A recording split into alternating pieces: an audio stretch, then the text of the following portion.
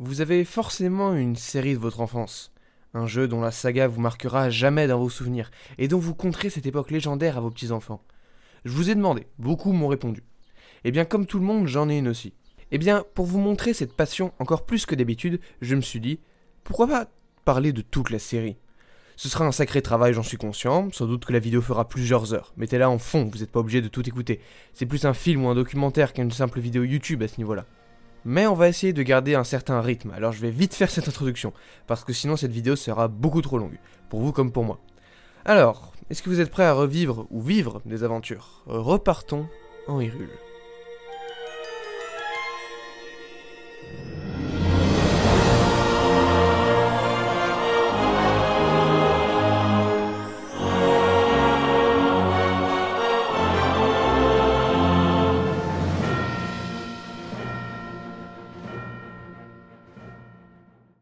Notre histoire commence en 1952, dans la région de Sonobe, au Japon.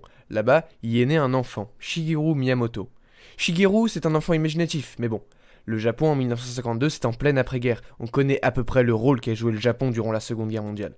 Donc sa famille de classe moyenne n'a pas les moyens de lui offrir des jouets ou autre chose. Mais ce n'est pas un problème pour lui, parce qu'en plus d'être imaginatif, il est créatif. Du coup, il crée ses propres jouets en bois, avec l'atelier de menuiserie de son père. Mais surtout, il adore aller se balader, ça vous le savez sûrement, au vu du nombre de biographies qui existent sur l'homme.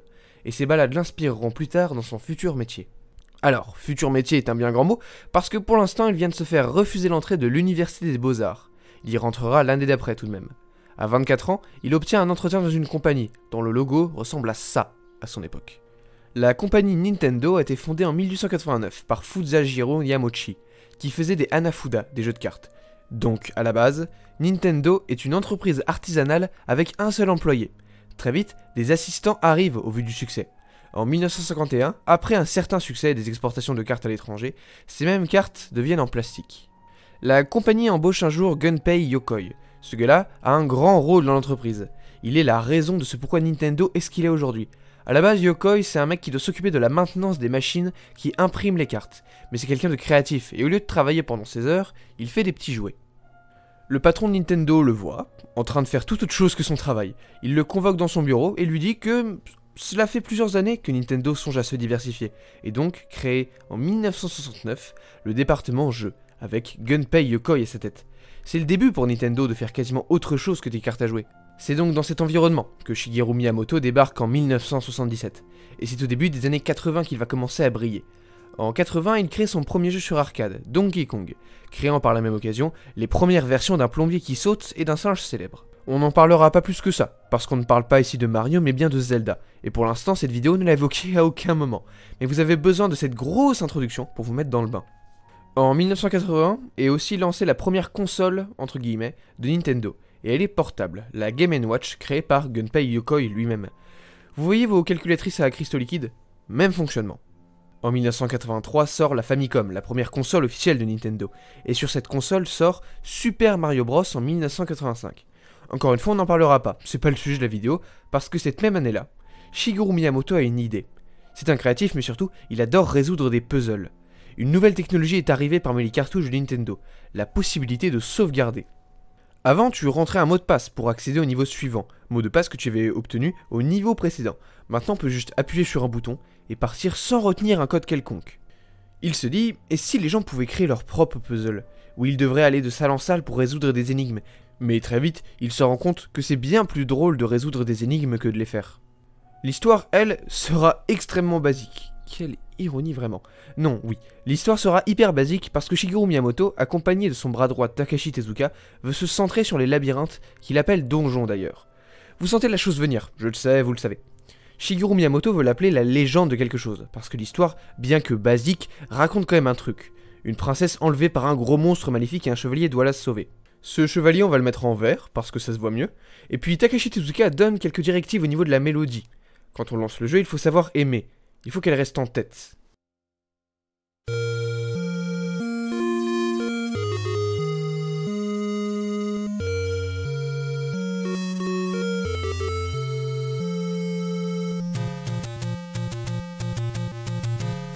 Lors de la sortie du jeu en 1986, il surprend tout de suite. Pour comprendre ça, il faut qu'on regarde les jeux vidéo de l'époque. La majorité d'entre eux ont un système de scrolling de gauche à droite, comme dans n'importe quel sens de lecture. C'est instinctif, c'est direct, un singe pourrait le comprendre. Dans The Legend of Zelda, premier du nom, on démarre avec un rapide résumé de l'histoire. En à peine quelques lignes, on nous donne déjà les briques indispensables de toutes les histoires des futurs jeux. Ganon, Zelda, la Triforce et Link. Notre objectif est de ramasser les 8 fragments de la Triforce de la Sagesse. Nous devons donc traverser 8 temples, une sacrée aventure. Lorsque le jeu commence, un des premiers écrans de jeu les plus légendaires du monde, c'est à la vue du dessus. Et surtout, rien n'est évident dans ce qu'on doit faire. On pourrait aller en haut, gauche, droite, ou même cette petite caverne. It's dangerous to go alone, take this. Cette phrase, qui est une des plus connues dans l'histoire du gaming, est aussi le signe qu'on va obtenir notre première arme. Une arme dont on peut ne pas avoir l'utilité pendant 2 donjons. Déjà que certains jeux n'ont même pas d'objet pour être terminés, ici eh bien c'est parfois totalement évitable en fait. Évitable, mais pas totalement facultatif pour l'histoire en revanche. L'objectif de Miyamoto était de se concentrer à la fois sur les donjons et aussi l'exploration, pour forcer les joueurs à parler entre eux pour se donner des réponses et discuter du jeu. Oui, à l'époque, Internet, c'était très laborieux, de vous le rappeler, et les sites de solutions tels que jeuxvideo.com, ça n'existait pas encore. Mais le plus important, c'était bien évidemment les donjons. Tout devait s'articuler autour de ça. On pouvait en faire certains dans le même ordre, sauf le dernier qui, lui, était faisable en dernier uniquement. La fin du jeu ne change pas, c'est la manière de l'atteindre qui est différente pour tout le monde. Quelque chose qu'on remarque également en jouant au jeu. Enlevez-lui tous les mobs, tous les combats possibles ou autres, et il reste quasiment le même. Parce que les donjons sont tellement importants qu'ils éclipsent les autres aspects du jeu. Alors oui, ça sert parfois à débloquer des portes ou ouvrir des pièces. Les monstres constituent un fil rouge assez important sans pour autant faire partie intégrante de l'aventure. Tenez d'ailleurs, à quoi ressemble le bestiaire complet de ce jeu-là? Mais dis donc, il est vachement complet pour un jeu de ce genre. C'est vous dire la prouesse technique qu'ont réussi les développeurs pour en mettre autant. Il y a des momies, des cochons, des sortes de centaures qui d'après le wiki s'appellent les Linel. Ceux-là sont assez durs à battre, on espère qu'ils seront plus faciles dans le futur. Il y a aussi les auras qui sont assez agressifs et quasi impossibles à battre, les Dark Knights. Les Dark Knights, c'est des chevaliers qui décident que leur objectif premier est de vous détruire à la première occasion. Et puis enfin, il y a les boss. Les boss, ce sont les seuls monstres qui ressemblent aux donjons eux-mêmes. Pour les vaincre, il faut réfléchir et tester. Des bombes à boomerang. Quelque chose d'assez rigolo avant qu'on ait fini le jeu, c'est que lors de sa sortie, quelques années après, on pourrait penser qu'il allait se faire copier au vu de son succès fulgurant. Pas moins de 6 millions de copies tout de même. Tout le monde allait s'engouffrer dans la brèche de Zelda? Eh bien non, pas tant que ça en réalité. Bizarre, n'est-ce pas? C'est parce qu'en réalité, les jeux de l'époque relevaient bien plus du spectaculaire et non de l'intelligence. Tiens, ça me rappelle une future période du cinéma... Je sais plus. Bref, il faut qu'on finisse cette aventure tout de même. Allez Ganon, le port bleu, montre-toi. Les crédits arrivent, c'était un jeu incroyable, très dur aujourd'hui. Et surtout, il a mis en place le début de quelque chose d'épique. Non, attendez, c'est pas fini, dites-moi. On nous propose une seconde quête? Une seconde aventure? Je l'ai pas faite. Parce que les emplacements des donjons changent, la difficulté est augmentée à fond. Déjà que ce jeu est plutôt dur, mais alors là, c'est tout simplement impossible. Hein. Je suis peut-être un nul, mais je préfère aller souffrir sur Dark Souls face au démon Capra, pour vous dire. Bon bref, le premier succès de la légende de Zelda est là. Un nouveau monde s'ouvre aux jeux vidéo. Voyons voir ce qu'ils en font.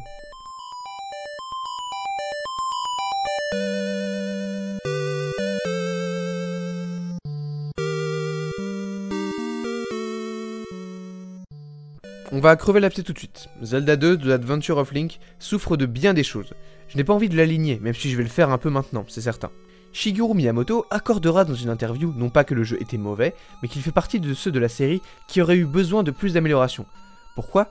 Parce qu'il n'a pas bénéficié de l'élément qui, selon Miyamoto, était un des plus importants, des modifications durant le développement. Zelda 2 a eu ses idées, elles ont été faites, point. Alors que pour reprendre l'exemple de son grand frère, Zelda premier du nom, a eu droit à plein de petites améliorations de mécanique des donjons. Zelda 2, rien du tout. Surtout, et c'est ça le plus important, Adventure of Link détonne par son éloignement complet de la série dans son gameplay, parce qu'au-delà de tous les défauts implantés au jeu, les difficultés abusées par exemple, la majorité des phases de gameplay se font en 2D, oui, comme dans Mario.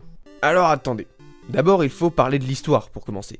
Takashi Tezuka est à la plume, et il met en place le véritable concept de la Triforce et leur donne des noms qu'on connaît bien aujourd'hui, sagesse, courage et force.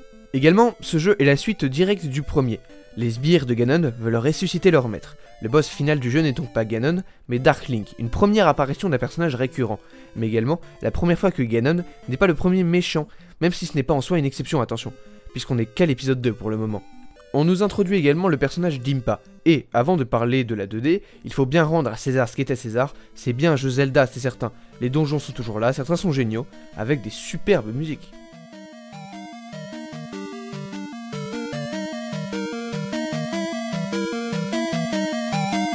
Maintenant, lorsque vous jouez, dès l'écran de chargement, vous êtes à l'horizontale, pour vous faire comprendre que ce jeu est différent de son prédécesseur malgré ce retour en arrière. Lorsque vous sortez, la vue revient au-dessus du ciel, mais éloignée de Link. En fait, ce point de vue est simplement fait pour les déplacements et rendre le monde organique. En soi, vous ne mettez que les parties en 2D, que ça ne changerait rien, mais ça deviendrait un Mario avec du PVP en gros. Parce que oui, dans ce jeu-là, le combat est devenu extrêmement diversifié et important. C'est ce qui lui donne sa plus grande part de difficulté. Il faut avoir des réflexes, se baisser, sauter, analyser les patterns des ennemis, là où le premier était plutôt permissif, où on pouvait juste esquiver et frapper. Zelda 2, lui, est extrêmement punitif. Il ajoute aussi autre chose, quelque chose qui lui fait se rapprocher le plus d'un RPG, un système de niveaux, et donc d'XP. Ces niveaux impacteront notre jauge de magie, la force de nos coups, notre vie, bref. J'oubliais. Également, il y a aussi des villages cette fois, une première dans l'histoire du jeu, et c'est là qu'on voit qu'on n'a pas perdu une mécanique. L'exploration, on doit aller parler au PNJ pour trouver des informations sur quoi faire, où aller, comment tuer tel monstre ou récolter des objets. C'est indispensable pour savoir quoi faire. Cet aspect de la série, d'aller voir les PNJ et de les aider, devient d'ailleurs pour plus tard un des nombreux points centraux de la série. On le verra plus tard, ne vous en faites pas. Maintenant, la grosse critique que je ferai moi personnellement, c'est le système des 3 points de vie. Si vous mourrez dans ce jeu, vous perdez 1 point de vie. Si vous perdez vos 3 points de vie, déjà Ganon est de retour game over, mais surtout, on vous redonne vos objets et vos niveaux, mais on vous remet au point de départ sans l'XP que vous aviez accumulé. Maintenant, il faut retourner à l'endroit où vous étiez. C'est limite s'il ne faut pas faire le choix de mourir une première fois pour accéder au donjon, une deuxième fois pour comprendre le donjon et le traverser, et enfin, essayer de ne pas perdre sa dernière vie face au boss final de l'endroit. Ajoutez à cela certains patterns imprévisibles lorsque vous rencontrez des nouveaux monstres, des sauts extrêmement durs et punitifs, et vous avez là un joli cocktail qui a dû en faire rager plus d'un. Non mais fils de pute! Non, je suis pas mort. Pourtant, je n'ai pas envie de pointer du doigt ces erreurs de la part des développeurs comme des défauts. C'est en faisant des erreurs qu'on apprend. Et surtout, s'ils avaient refait la même chose, ça n'aurait pas été le second volet que beaucoup attendaient. Et puis, pour conclure sur ce jeu, c'est la première fois qu'on se pose la question de gros nerds qui ne sortent pas de leur chambre et vont aller faire des années plus tard des fanfics gênantes sur Wattpad. Est-ce que Link et Zelda sont amoureux? La question mérite d'être traitée d'un point de vue du lore, mais est totalement inutile dans l'aspect pur de l'histoire. Puis j'ai la flemme d'en parler. Comment ça, ils sortent ensemble? C'est quoi ces questions à la con?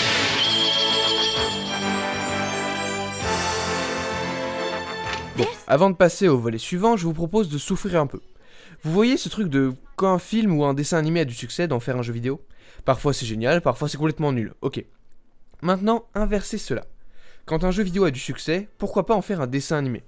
On dirait une bonne idée comme ça. Sauf qu'en 1989, quand la série The Legend of Zelda sort, on se rend vite compte que faire des adaptations de jeux vidéo, c'est très compliqué sans dénaturer toute la chose. Bienvenue donc dans le monde de The Legend of Zelda. Le synopsis, c'est que le roi d'Hyrule a nommé Link pour protéger la princesse Zelda, mais aussi veiller sur la Triforce de la sagesse appelée Trois Forces. Je vous jure que c'est la traduction officielle, c'est vraiment Trois Forces.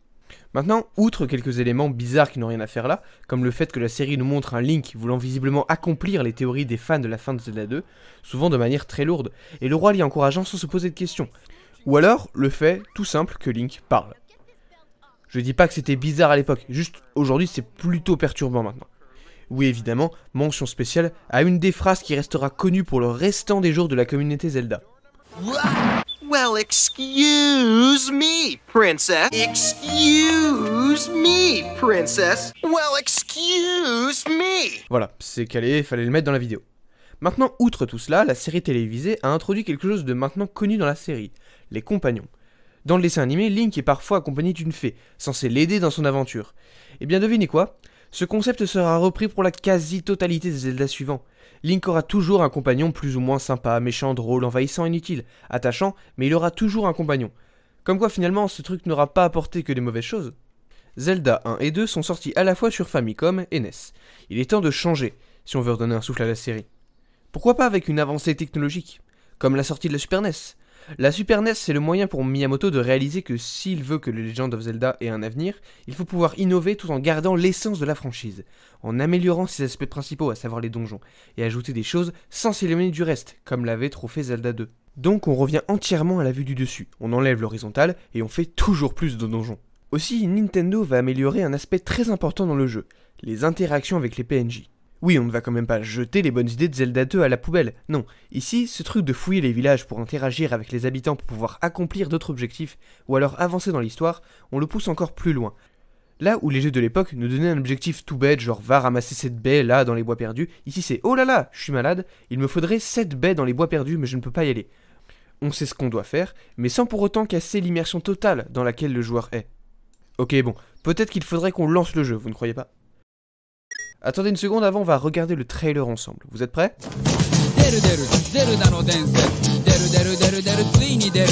Voilà, ça c'est les campagnes marketing de Nintendo dans les années 90. Pourquoi font-ils ce genre de pub? En fait, en général, c'était pour différencier le jeu vidéo des autres médias, pour qu'en voyant le style de pub, on sache ce que c'était.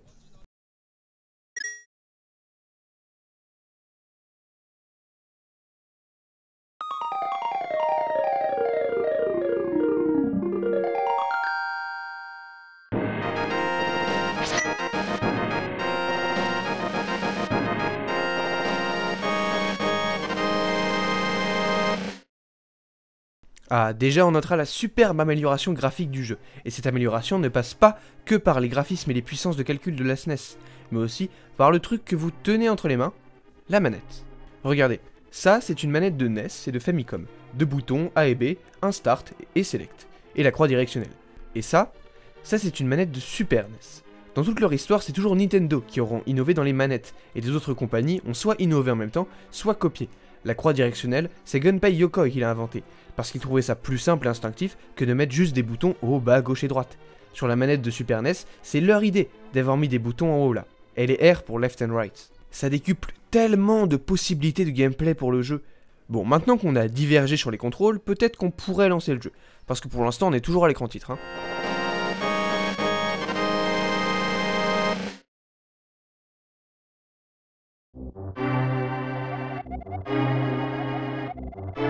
Et on remarque autre chose sur lequel Nintendo a insisté, l'histoire qui s'étoffe de plus en plus. On avait déjà remarqué la Triforce mise en valeur dès le début, mais là c'est quelque chose en plus tout de même. L'histoire nous dit qu'avant, dans le royaume d'Hyrule, il y avait un trésor caché, la Triforce. Elle se trouve dans le monde sacré. Mais évidemment le pouvoir ne vient pas sans ceux qui veulent l'obtenir. Du coup tout le monde essayait d'atteindre la Triforce, jusqu'à ce qu'un jour le mal émerge du monde sacré lui-même. La réaction du roi était immédiate. Avec l'aide de 7 sages, sceller le monde sacré tout entier. Et par la même occasion y enfermer le mal. Cette histoire devient vieille, pour finalement passer au titre de légende.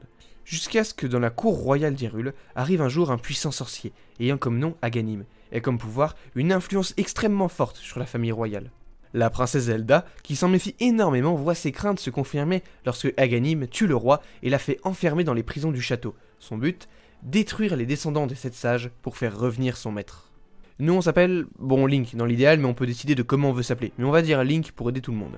La princesse Zelda nous appelle donc pour la sauver en nous appelant par télépathie. En se réveillant, on voit notre oncle, avec son épée et son bouclier partir pour le château. On sort de notre maison, et il pleut. Est-ce qu'on peut parler 2 minutes des graphismes? Je sais qu'on l'a déjà fait, mais quand même, quel grand bond en avant! On passe de ça, on devine des formes, oui, ça passe, ça. Il y a déjà un style distinct qui se dégage, et une vraie ambiance. Et puis aussi il pleut, il y a des éclairs, et la musique est variée dans ces instruments. C'est plus du 8 bits, et ça se voit. Ou plutôt, ça s'entend. Mais on peut se rendre compte de l'excellent travail de Koji Kondo lorsqu'on rentre dans le château d'Hyrule après avoir récupéré notre première arme sur le cadavre de notre oncle. Même si c'est un thème qu'on entend pour la première fois de la série, ça vous reste en tête, à la première écoute.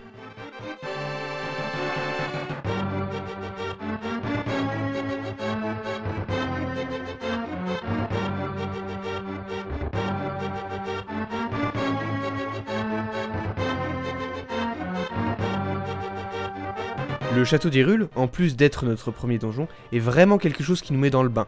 On sent qu'il y a un problème ici. Et même si on sait ce que c'est, on peut pas s'empêcher de ressentir ce stress quand on arrive devant la princesse. Elle nous remercie de la sauver, évidemment, et vite, faut qu'on y aille, en traversant ces foutus égouts ou sous-sols, comme vous voulez, remplis de rats et de trous, bref, c'est un enfer ce truc. Quand on sort enfin en soi, on a fini l'aventure du premier techniquement.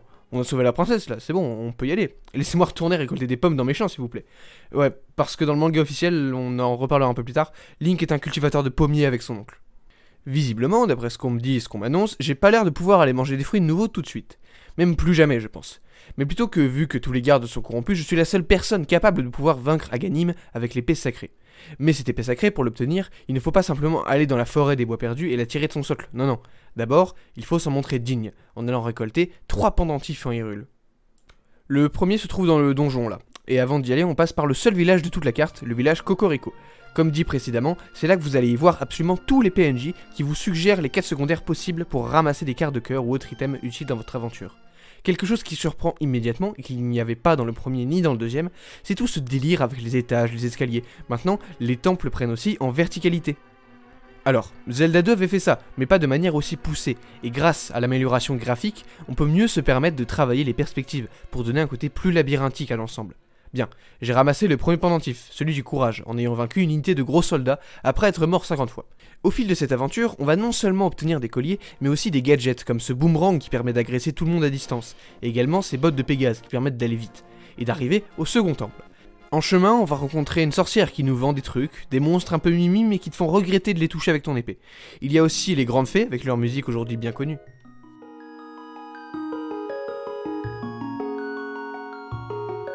Le second temple est ici, mais je ne sais pas comment y accéder. Et en fait, pour y accéder, il faut traduire cette écriture avec un livre qu'on obtient dans une bibliothèque. Comment je le sais ?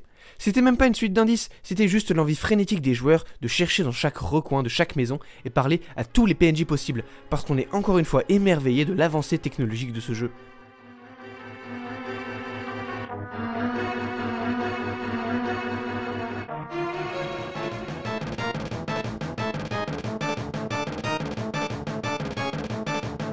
On récupère le pendentif de la sagesse et on continue pour aller chercher le dernier. Pour y aller, il faut aller en haut de cette montagne, qui nous montre encore une fois que, grâce à ces magnifiques éboulements, vraiment la Super NES c'est le futur. Attends, qu'est-ce que c'est que ça? Pourquoi est-ce que la musique a changé et que je suis un lapin? Je suis où sur la carte? Pardon? Mais excusez-moi, en fait, comment ça, il y a deux mondes parallèles? Depuis quand? Ce monde, c'est celui qui nous est conté dans les légendes. L'ancien monde sacré, maintenant maudit par la magie du mal, celle de Ganon. Car on ne le comprend que plus tard, lorsqu'on récupère le troisième pendentif. Enfin, on peut récupérer cette fameuse épée sacrée.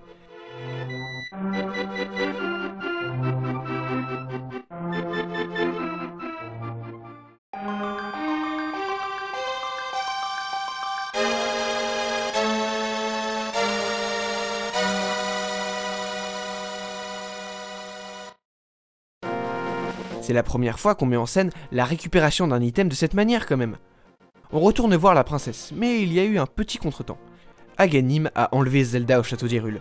On y affronte le mage noir et on le bat. Mais du coup, il décide dans une sorte d'Altef 4 de l'époque de nous envoyer dans ce monde maudit afin de nous y enfermer en attendant qu'il libère son maître. À ce moment-là, dans la tête des joueurs, qui pensaient pour certains je pense avoir fini le jeu, on leur dit bah en fait, il y a un autre monde parallèle avec 7 temples. C'est ici qu'on va faire une petite parenthèse et revenir sur le développement de A Link to the Past. A la base, il devait y avoir 3 mondes, pas 2, mais bien 3. Mais le programmateur principal du jeu, Toshihiko Nakago, pensait, et à juste titre, déjà que ce serait difficile techniquement, et ensuite que les joueurs pourraient s'y perdre trop facilement et les confondre. Donc on est parti sur seulement, entre guillemets, 2 mondes, la lumière et l'ombre. Et l'un n'est pas seulement une copie conforme de l'autre, ils sont tous les deux imbriqués et aident au gameplay. Genre je ne vois aucun accès pour aller ici? Eh bien je vais dans le monde des ombres, je prends un chemin, je retourne dans celui de la lumière et je suis de l'autre côté. Un exemple parfait de ça c'est le bois de crâne, son équivalent le bois perdu fusionne avec l'autre comme une sorte de double labyrinthe ne pouvant exister l'un sans l'autre. C'est aussi dans ce monde donc qu'on va y retrouver 7 temples de plus, et à l'intérieur, toujours plus d'objets à utiliser, des bombes, un grappin qui apparaît pour la première fois dans la série, des palmes, non pardon, les palmes on les achète aux auras dans le monde de la lumière en remontant une rivière. Les donjons en eux-mêmes sont plutôt difficiles. Le premier, le palais des ténèbres, est assez classique mais tout de même assez dur. On y trouve un marteau qui nous permettra de vaincre le roi Cuirass, en fin de donjon notamment. Le second, lui en revanche, est une des idées de game design les plus ingénieuses jamais inventées. Les niveaux d'eau dans les donjons. En effet, on doit jouer avec ces niveaux pour pouvoir avancer dans le temple, et c'est là que le grappin devient bien utile.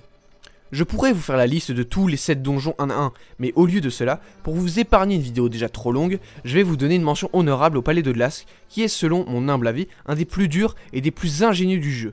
Louées soient les bombes qui nous débloqueront de nombreuses situations. Outre les gadgets, il y aura aussi des améliorations, une magie moins gourmande, une tenue plus résistante, une amélioration de l'épée, et aussi, j'ai oublié de le mentionner, la musique du monde des ténèbres. C'est l'une des plus connues aujourd'hui, d'abord parce qu'elle rappelle des souvenirs, et ensuite parce qu'elle est incroyable.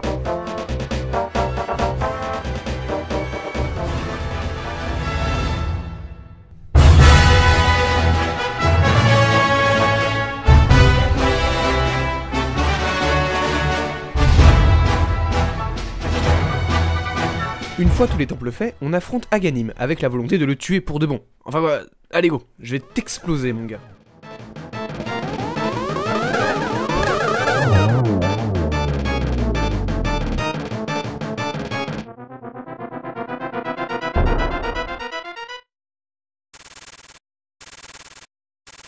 Bon, évidemment que c'est pas fini, il manque le méchant principal, qui est en réalité Aghanim, déguisé depuis le début. Son âme s'envole et s'enfuit au centre du monde des ténèbres, là où est le château d'Hyrule dans celui de la lumière.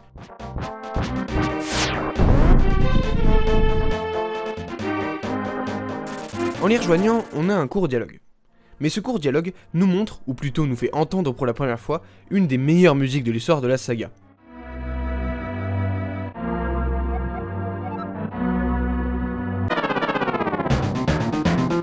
Le combat est extrêmement dur, je sais que j'insiste beaucoup là-dessus, mais la difficulté de ce jeu est très haute, pas absurde comme celle de Zelda 2, ni injuste, mais elle est pas mal ajustée depuis qu'on est entré dans le monde des ténèbres. En plein milieu de ce combat, on a à nouveau un court dialogue qui nous révèle un des traits de caractère de Ganon, et Ganondorf qu'on retrouvera souvent dans la série, le respect qu'il a envers nous de se battre contre lui. Il est impitoyable, mais pas fourbe. Une fois battu, le jeu se termine sur un superbe résumé de comment marche vraiment le pouvoir de la Triforce. Et dans les grandes lignes, on nous dit que quiconque la touche a le droit à un vœu. Et plus fort sera le vœu, plus forts seront ses effets. On peut assister à celui de Link, durant ce qui ressemble à un générique, mais pour les habitants d'Hyrule qu'on a tous croisés. Une grande fée, un papy qu'on a secouru, la famille royale qui revient à nouveau, et aussi la Master Sword, qui s'est endormie de nouveau, et le jeu nous dit pour toujours. Mais j'ai un doute là-dessus en vrai. Dans l'ensemble, Nintendo est rassuré. The Legend of Zelda a un véritable avenir. Maintenant, quel en sera le prochain opus? On ne sait pas encore pour l'instant, on ne sait pas. Alors, vous, si vous avez été attentif durant mes autres vidéos, vous devriez peut-être le savoir. À l'origine du manuel de A Link to the Past ou en partie du scénario de Link's Awakening. Tout commence en effet avec Yoshiaki Koizumi, qui un jour a rassemblé 2-3 collègues pour essayer de faire un truc le soir après avoir fini leur boulot. Ouais, ils se rassemblent le soir et travaillent dessus pour s'amuser. Dans une interview, Yoshiaki a avoué qu'il appelait ça les devoirs du soir. On n'a vraiment pas la même définition du mot devoir. Enfin bref, ils travaillent dessus sans retenue, se permettent de mettre 2-3 références à d'autres jeux, vous verrez. C'est cette liberté créative totale qui va rendre ce futur Zelda si unique en son genre. Et puis, ils se rendent compte que ce truc, ça prend de l'ampleur. Alors on présente le projet à Shigeru Miyamoto et Nintendo, qui donnent leur feu vert pour en faire un véritable projet. Et en 1993, sort sur la nouvelle console de Nintendo développée par Gunpei Yokoi, pour lui faire un petit coucou, le nouveau Zelda de la firme japonaise.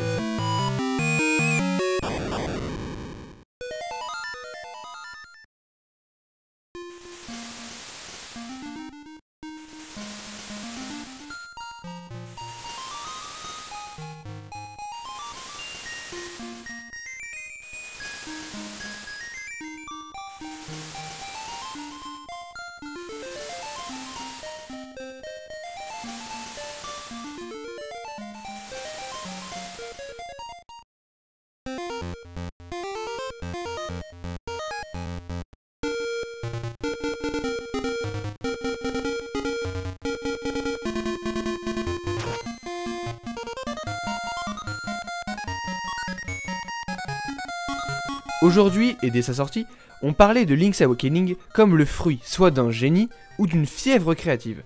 Mais force est d'admettre que c'est un excellent Zelda qui pourtant n'évoque à aucun moment dans son histoire Ganon, la Triforce ou un quelconque rapport avec les terres d'Hyrule. La seule personne que l'on connaît étant Link lui-même, comme une sorte de spin-off à la fois hors des codes et pourtant étant un Zelda. Le jeu commence sur une cinématique, du jamais vu pour Zelda, nous montrant Link ayant du mal à contrôler son bateau en pleine tempête. Un éclair le frappe soudainement et on se retrouve échoué sur la plage, où une jeune fille nous retrouve. En français, elle s'appelle Marine. Elle chante des chansons sur la place du village. Et avec Tarkin, son oncle, c'est elle qui nous sauve de la mort. Link se réveille donc et récupère son bouclier auprès de Tarkin, qui est, vous l'aurez deviné, la première référence du jeu. Assez facile à trouver, je pense. On sort ensuite de la maison, on parle aux habitants présents, et là vous le voyez sans doute pas vu que les dialogues sont en anglais, mais ils sont assez enfantins, un peu naïfs, pour donner une impression bizarre à cet endroit. Et pour cause, puisque Link's Awakening est directement inspiré par son ambiance de Twin Peaks, une série des années 1990 extrêmement populaire au Japon, qui raconte un agent du FBI se rendant dans la ville de Twin Peaks pour y résoudre un meurtre. Et en fait, tous les habitants sont bizarres, et ils deviennent tous suspects d'un truc.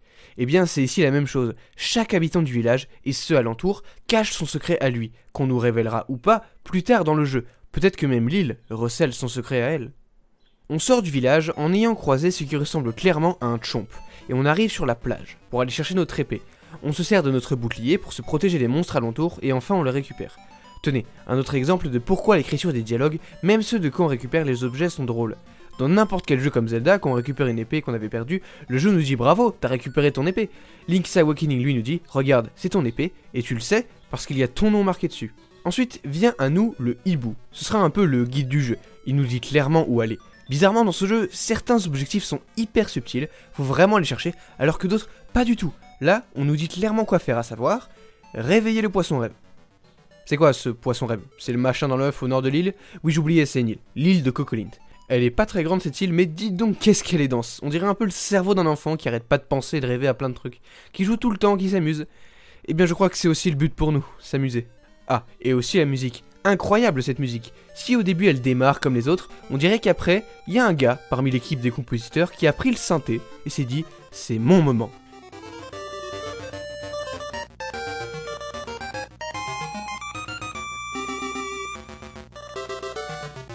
On doit donc réveiller le poisson rêve, et pour cela, rien de plus compliqué, il suffit de récupérer les 8 instruments dispersés dans les 8 donjons de l'île.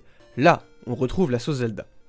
Le premier donjon est assez classique et plutôt facile, mais on trouve comme objet la plume pour sauter. Ça paraît idiot, hein, mais vous vous rendez pas compte du nombre de trucs qu'on peut faire quand on peut sauter. Par exemple, on peut sauter sur ces drôles de monstres qui me font penser à autre chose, mais je saurais pas dire quoi.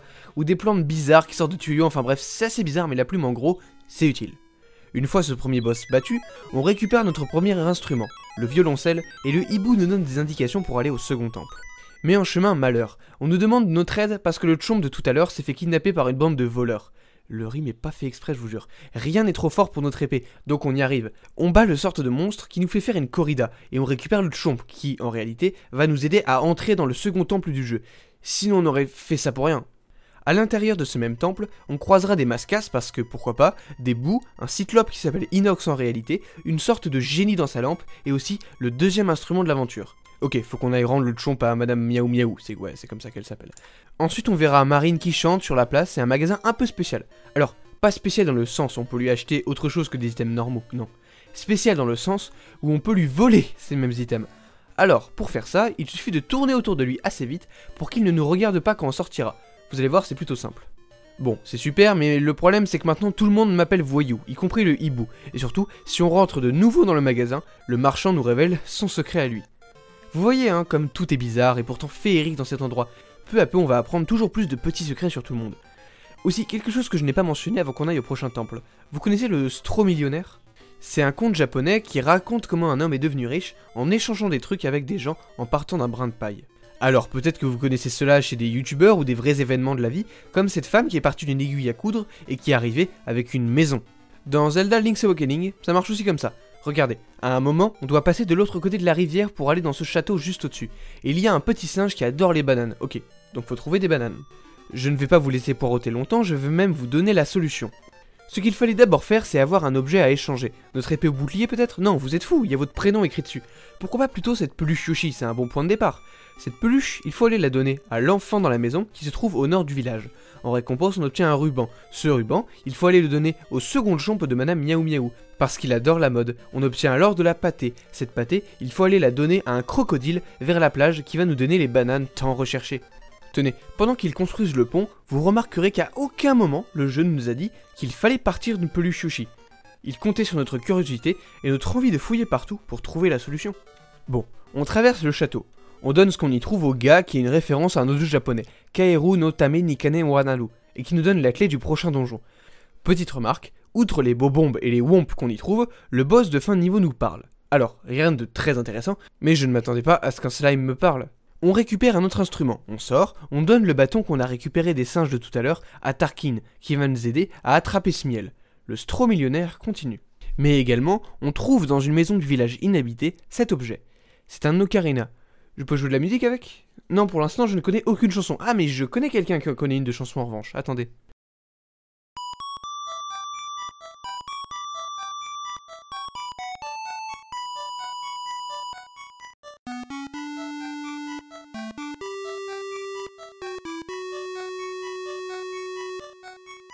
Et tant mieux parce que cette chanson, je vais en avoir besoin, parce que je dois réveiller ce morse qui bloque le passage tel un ronflex dans Pokémon. On trouvera Marine sur la plage, en train de rêver à ce qu'il y a par-delà la mer. C'est là qu'on se dit qu'on a accepté un peu vite le fait de réveiller un poisson qui dort. Bon, Marine nous aide à réveiller ce morse. On entre dans le désert de l'île, on croise des pokés et aussi un boss de A Link to the Past. Vraiment, cette île est étrange. Dans le temple suivant, on verra des Chip Chip cette fois. Je ne pense pas que je vais vous résumer tous les temples, mais dites-vous qu'ils deviennent de plus en plus compliqués avec le temps. On y croisera une référence à Kirby, bien que Takashi Tezuka ait avoué dans une interview qu'il ne se souvenait pas s'il avait demandé l'autorisation aux développeurs de Kirby pour le mettre dans Link's Awakening. Et puis à un moment, un boss va nous dire un truc assez étrange, que si on réveille le poisson rêve, tout va disparaître.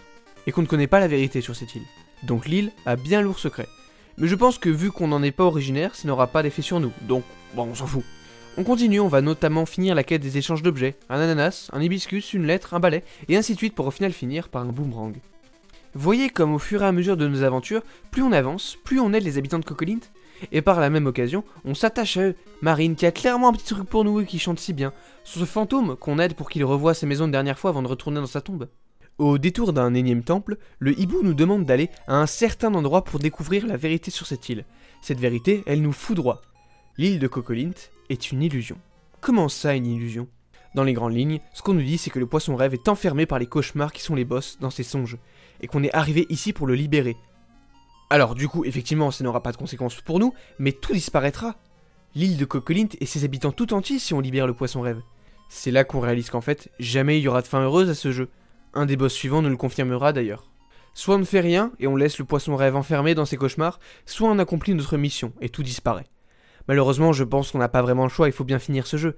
Ça fait mal, je vous le concède, surtout que Marine, qu'on recroise parfois, nous dit à quel point elle est contente de nous avoir rencontrés. Mais au bout d'un moment, le cauchemar final nous dit que jamais il ne nous laissera accomplir notre mission. Et pour une raison très simple, c'est qu'il a pas envie de mourir, il veut pas disparaître. Mais bon, qui a dit qu'on prenait en considération un gars qui ressemble quand même vachement à Ganon?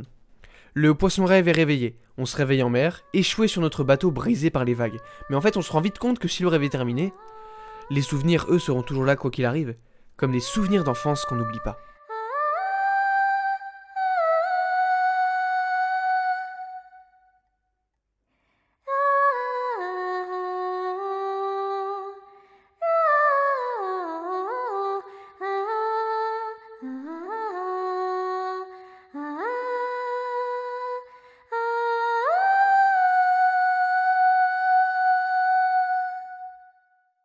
Bon, Cocolint c'est super, l'île tout ça, c'est émotionnel, c'est super, bravo. Mais dans l'histoire, il serait peut-être temps de retourner en Hyrule, parce que la prochaine aventure de Link se prépare déjà, et vous la connaissez peut-être. Vous la connaissez peut-être, mais pas pour les bonnes raisons, et à juste titre, puisque non seulement les 3 prochains Zelda ne sont pas produits ni créés par Nintendo, mais en plus sont communément appelés la Triforce de la honte. Au début des années 1990, Nintendo signe un partenariat avec Philips, celui qui fait de la tech pour vos parents, pour pouvoir créer une console qui à la fois accueille des CD et aussi des cartouches. Mais au dernier moment, Nintendo rompt le contrat avec Philips et part plutôt avec Sony. Les 2 consoles qui en résultent seront des échecs cuisants, mais pas d'inquiétude, parce que Philips sauve les meubles. Il a récupéré les droits de certains jeux Nintendo pour produire quelques jeux dessus, comme Zelda par exemple. Sort donc en 93 et 94 3 jeux Zelda, qui sont aujourd'hui considérés par les fans comme les pires jeux vidéo de tous les temps. Déjà, Link parle, voilà. Link n'a jamais parlé, maintenant qu'il parle, exactement comme dans un certain dessin animé qui n'avait pas forcément plu non plus. Mon petit, cette paix, c'est pourquoi luttent tous les vrais guerriers. Je me demande ce que Ganon est en train de faire. Votre Majesté, Ganon et ses fidèles se sont emparés de l'île de Corrida. Cette série de jeux rejoindra d'ailleurs le même rang que le cartoon, du contenu à parodier. Aussi oui, si cette voix vous dit quelque chose, c'est celle de Tintin. C'est génial, je prends mes affaires. Non. Nintendo de son côté, avant de s'atteler au prochain Zelda, décide de faire une refonte graphique du premier. Et c'est normal si vous avez jamais pu y jouer, c'est parce que c'était exclusif au Japon, et aussi parce que c'était quelque chose d'assez bizarre qu'il fallait télécharger. Mais c'était déjà une meilleure idée que ça. Alors le prochain Zelda, lui, est le plus connu de tous à ce jour, même s'il est talonné de près par ses prédécesseurs. Connu tout simplement parce que lorsqu'il est créé, c'est à une période où des petits génies en ont eu marre de simplement jouer en 2D et ont décidé de franchir le pas de la 3D. Et donc, en 1998, est sorti dans les rayons The Legend of Zelda, Ocarina of Time.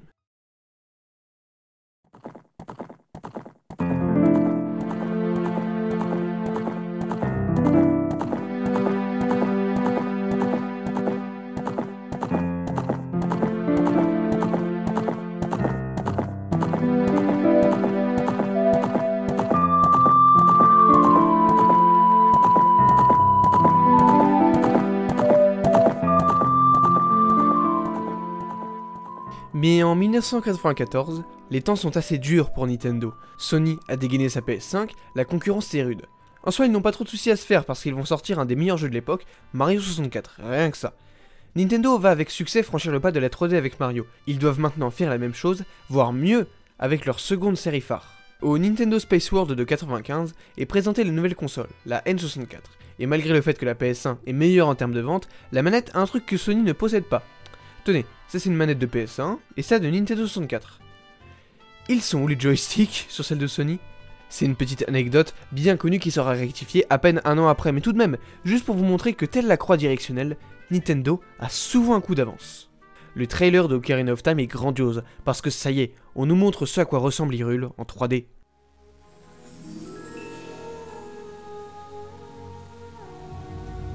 Le but des développeurs n'était pas seulement d'opérer un passage de la 2D à la 3D d'ailleurs, mais aussi de faire grandir et évoluer la série avec ses joueurs qui ont tous grandi avec le temps. 7 ans s'est déroulé entre A Link to the Past et Ocarina of Time, Link's Awakening étant un ovni.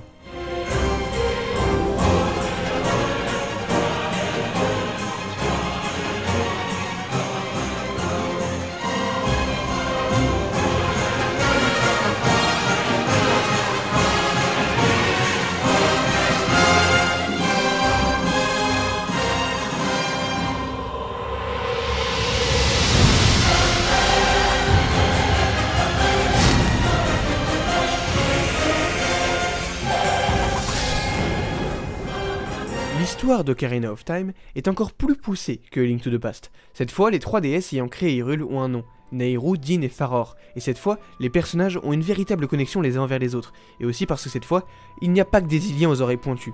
On trouvera dans Hyrule des Gorons, une espèce de gorilles rocheux qui sont incroyables et mangent des minerais. Il y a aussi les Zora, qu'on croise déjà depuis le début de la série, mais qui cette fois sont devenus intelligents et un peuple à part entière. Et enfin, les Kokiri, des enfants de la forêt qui, tels ceux de Peter Pan, ne grandissent pas et sont accompagnés d'une fée. C'est d'ailleurs ici que l'on retrouve Link, le seul enfant qui n'a pas de fée. Sauf qu'un jour, il est appelé par une fée en particulier, Navi, qui de la même manière que dans le cartoon, sera sa guide durant toute l'aventure. Le village Kokiri est plutôt sympa, malgré le fait que tout le monde nous juge parce qu'on n'est pas vraiment un Kokiri, ou que ce gars ne me laisse passer sous aucun prétexte parce que je n'ai pas d'arme ou de bouclier. Cette phase, c'est un peu le tuto du jeu, voyez. Maintenant question, comment est-ce qu'on gère une caméra dans un environnement en 3D? En 2D c'est assez simple, on la bloque sur un seul plan. Mais sinon, comment fait-on pour que le joueur ne s'y perde pas? On invente un moyen de fixer la caméra sur les ennemis, et donc naît le Z-Targeting. Ça vient d'Ocarina of Time, et ça restera dans la licence jusqu'à aujourd'hui, parce que c'est tellement pratique et efficace dans un jeu en 3D. C'est notre père adoptif qui nous appelle, l'arbre Mojo, le père de tous les Kokiri et un grand sage, mais il est malade. Un mal le ronge de l'intérieur. Alors on y entre, et on se rend compte déjà que c'est notre premier donjon. C'est là qu'on se rend compte à quel point Zelda a passé un cap, et que les donjons comme les boss ont bien changé. Une fois l'espèce d'araignée géante vaincue, notre père nous explique que les 3 déesses qui ont créé ce monde y ont laissé un pouvoir sacré, la Triforce, mais qu'un homme essaye maintenant d'obtenir ce pouvoir. Il nous donne une gemme verte, puis s'éteint devant nous. Notre mission est maintenant d'aller prévenir la famille royale qu'elle encourt un grand danger. On traverse la plaine d'Hyrule après avoir passé 10 minutes à écouter un hibou extrêmement lent à parler, mais aussi après avoir récupéré un ocarina, comme dans Link's Awakening, sauf que celui-là nous servira à plus que d'ouvrir un œuf géant. Tout au long de l'aventure, on apprendra des mélodies bien connues maintenant, qui auront différents effets sur nous et les autres. On arrive dans le château pour y rencontrer Zelda après une phase d'infiltration. Elle nous explique avoir eu un rêve prophétique montrant Hyrule en ruine, et la personne l'ayant détruit serait cet homme, Ganondorf. C'est une des premières fois qu'un méchant de Zelda a une apparence si humanoïde, excepté sa peau verte. Ça change l'ambiance du jeu, avant c'était simplement un monstre idiot, ici c'est un humain intelligent et fourbe. Notre mission est donc d'aller chercher 2 autres gemmes similaires à la verte pour pouvoir arrêter Ganondorf à temps. Ça me rappelle un autre jeu, tiens. On croisera Impa, la chef du clan des Sheikah chargée de la protection de la princesse. Le clan des Sheikah est aussi surnommé le peuple des ombres, et on verra plus tard que le lore de Zelda s'est largement étoffé. On va en premier dans la montagne Goron, où on soigne la dépression de Darunia avec une chanson qu'on aura appris auprès d'un enfant de la forêt un peu étrange. Il était assez réticent à me donner la chanson, bizarre. Bon allez mon gars s'il te plaît, enfin je te demande pas la lune non plus quoi.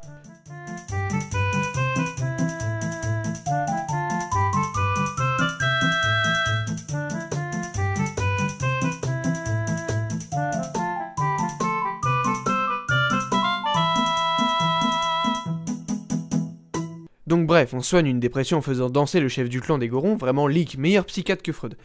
Et Darunia nous indique où est le second donjon et nous demande de tuer le monstre à l'intérieur. À l'intérieur, on y croise nos premiers Lethal Flows de toute la saga, mais aussi un lézard géant qui est Dodongo, le boss final. Darunia est très content parce que maintenant le clan Goron est en sécurité et nous donne la seconde gemme, la rouge. Les Gorons sont d'ailleurs tellement sympas qu'ils vont essayer de nous donner un câlin Goron, mais bon, vous avez vu ses bras, regardez ma taille. C'est très sympa, mais ça ira.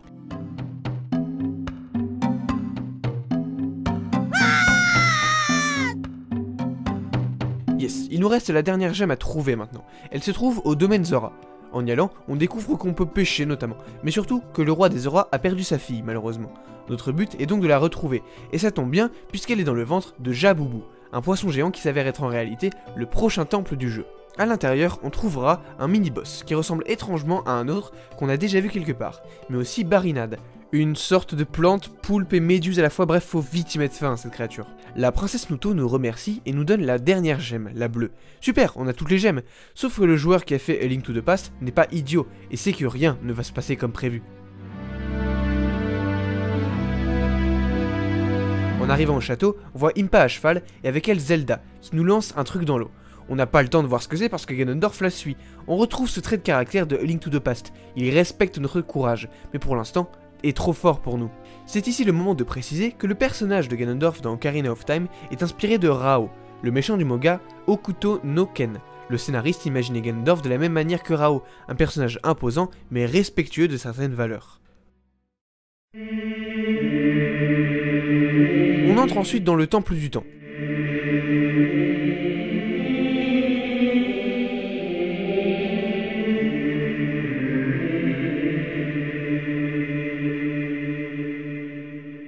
On joue la mélodie qu'on vient d'apprendre et on débloque la Master Sword.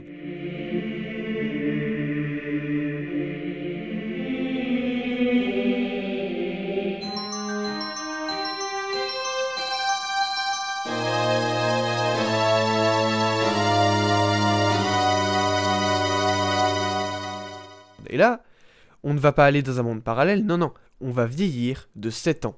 7 ans, comme pour dire aux joueurs que l'attente entre A Link to the Past et Ocarina of Time est enfin terminée, pour montrer que le jour a grandi, et rendre digne Link de porter l'épée de légende.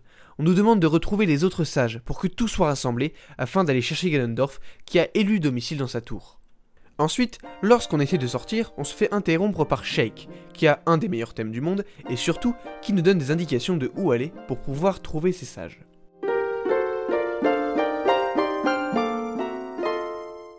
Bon, voyons voir comment le monde a changé. Ouh, la vache. Visiblement, à défaut de récupérer la Triforce, Ganondorf a détruit Hyrule. C'est vraiment plus sombre que le Dark World lui-même pour le coup. Et c'est terrifiant parce que ça nous montre la puissance de notre futur ennemi.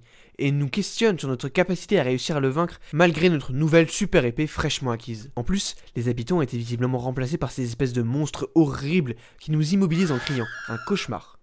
Les habitants aussi sont pas forcément bien lotis. Malone, la gérante du ranch Lonlon, a été réduite en esclavage par Talon, celui-ci étant au service de Ganondorf lui-même. Et qui tient-il enfermé dans le ranch? Epona, une fière jument qui n'écoute que Malone et son chant qu'on a appris alors qu'on était enfant. On lui demande si on peut faire un petit tour et on se barre. Allez hop, c'est la première fois qu'on peut monter à cheval dans un jeu Zelda. On fait des temples, ils sont vraiment bien, sauf celui-là. Le temple de l'eau était une vraie purge pour les joueurs de 98, tellement difficile avec ces 3 niveaux qui eux-mêmes peuvent avoir une configuration différente selon leur niveau d'eau, que lors du remake de 2013, on l'a rendu plus simple, tout simplement. Dans ces mêmes temples, on croisera Sheik, qui nous donne toujours plus de paroles bizarres, ou nous apprend un chant en plus, le boléro de feu, qui est inspiré du boléro de Ravel.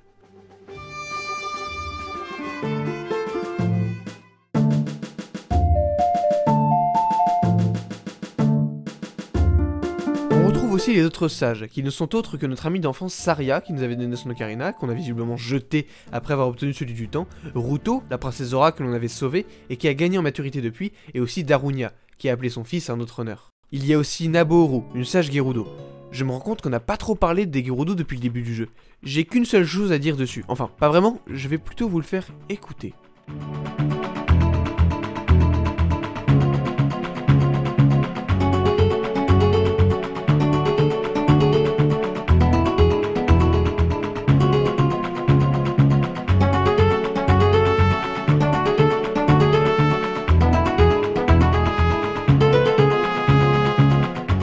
c'est de là qu'est originaire Ganondorf. Tous les 100 ans, un homme naît parmi les Gerudo, et il est destiné à être leur chef. Sauf que, visiblement, ce n'est pas la meilleure tradition. Dans ce temple de la vallée Gerudo, on croisera les jumelles Kume et Kotake, des sorcières de glace et de feu qui ont apparemment élevé Ganondorf. Si j'en parle, c'est qu'on les recroisera plus tard. Et avant d'aller se battre contre Ganondorf, il y a un dernier temple.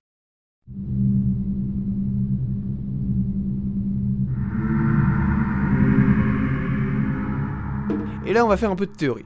Au village Cocorico, il y a un puits. Si on y entre, déjà la musique la plus terrifiante du jeu nous attend.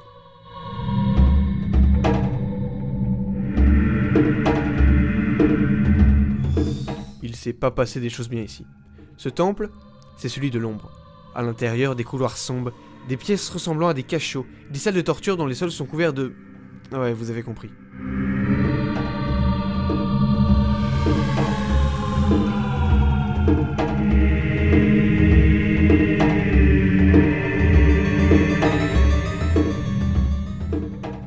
La théorie générale, et la plus connue, c'est que la famille royale l'a construite pour enfermer et torturer ses prisonniers de guerre. D'ailleurs, sur certains murs est écrit « Ici réside la honte et la haine de la famille d'Hyrule ». Pourtant, si on y réfléchit bien, ça colle pas. Le village Cocorico est un village Sheikah. La théorie la plus logique serait que ce sont les Sheikah qui l'ont construit. Mais alors, pourquoi ces écritures ?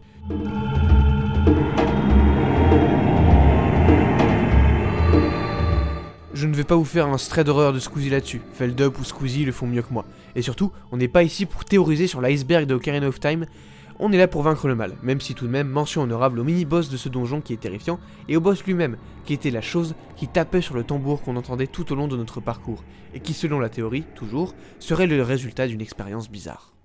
Une fois tous les sages trouvés, ils nous créent un pont afin de traverser ce lac de magie noire, et de rentrer dans la tour de Ganondorf.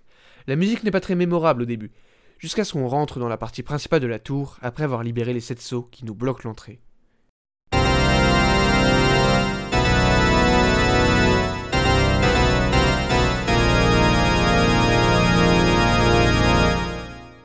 Une fois arrivé tout en haut, on réalise que c'était Ganondorf depuis le début du jeu qui jouait de son orgue, et au-dessus de lui, la princesse Zelda, qui était Sheik depuis le début. Ça, on ne s'y attendait pas. On comprend rapidement que les pouvoirs de la Triforce sont dans les 3 personnages présents dans la pièce, et que les réunir devant quelqu'un qui les convoite et qui plus est à 7 de la force n'est pas une bonne idée.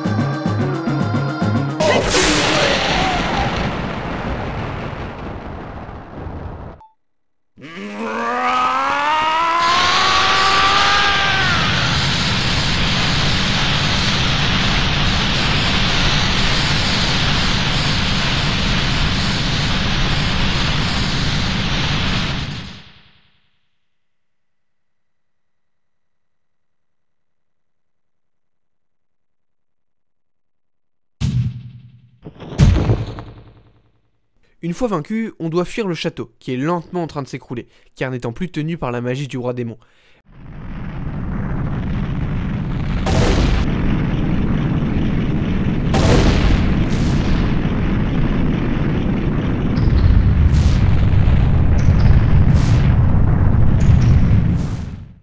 Mais le combat n'est pas fini, il se réveille, et s'adonne complètement au pouvoir destructeur qui est en lui, et se transforme en la bête que nous combattons depuis que The Legend of Zelda existe, Ganon.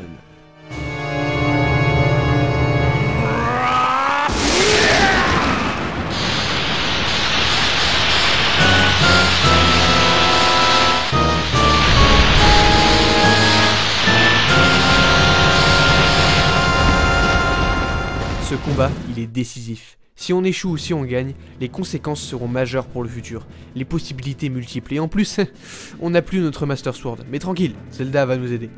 Je sais pas vous, mais voir ce monstre s'approcher de vous dans la pénombre, c'est terrifiant. Déjà, regardez l'illustration officielle. Ça change d'un gros cochon bleu.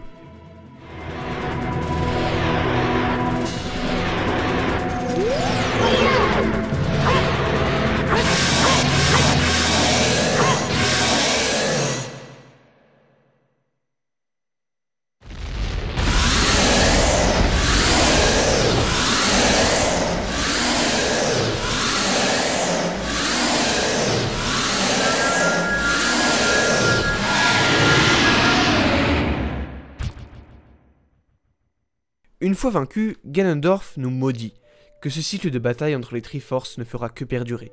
Et le pire, c'est qu'il a raison. Zelda nous ramène alors dans le passé. On est transformé en adulte dans un corps d'enfant, comme si rien de nos exploits ne s'était passé, pour pouvoir contrer Ganondorf avant qu'il n'agisse. Le royaume d'Hyrule est en paix, un nouvel arbre mojo pousse, les habitants sont heureux. Navi, quant à elle, la petite fée s'en va, ayant accompli sa mission.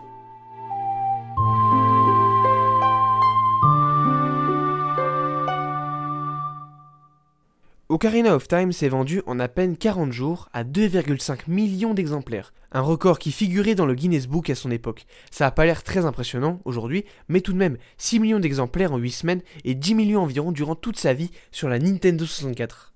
Et cette Nintendo 64, elle est encore rentable, oh que oui.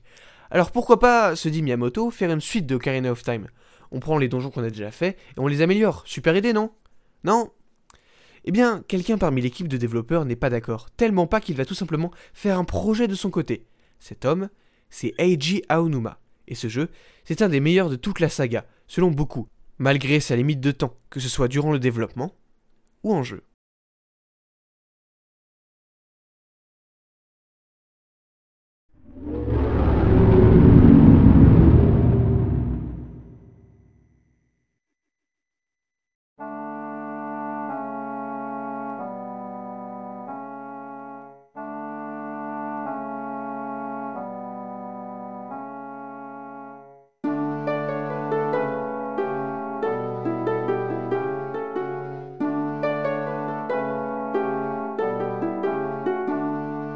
The Legend of Zelda Majora's Mask s'est effectivement fait en à peine un an, là où Ocarina of Time a pris 7 ans. Alors, l'histoire est plus petite et on réutilise les modèles 3D et le même moteur que Ocarina of Time, mais ça ne l'empêche pas de devenir un excellent Zelda, sans même parler, comme Link's Awakening, ni de Hyrule, ou de Zelda, ou de la Triforce.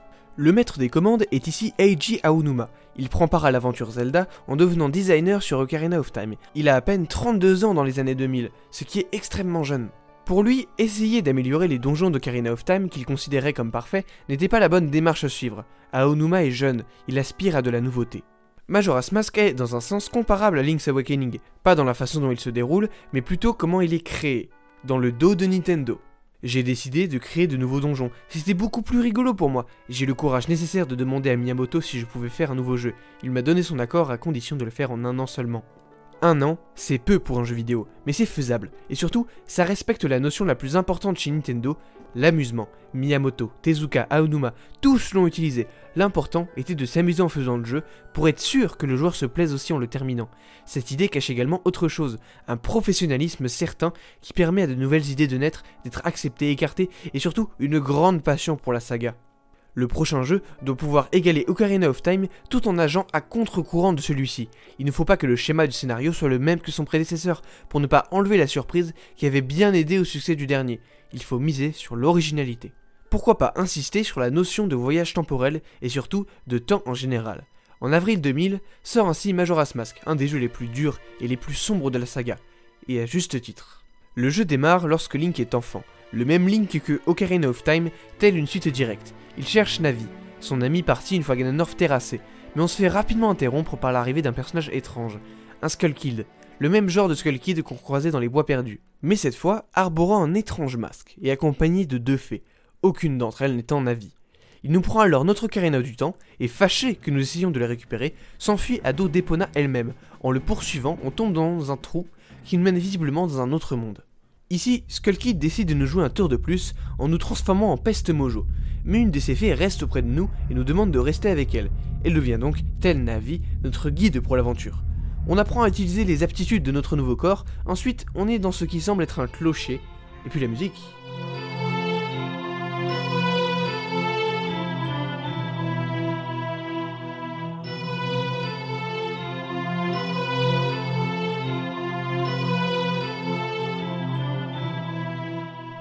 Et puis on croise un vendeur de masques. On le voyait déjà dans Ocarina of Time, mais il prend ici une toute autre importance, puisque c'est à lui qu'appartient le masque que Skull Kid portait, et qui renferme une puissance destructrice, et pour cause, le compte à rebours démarre.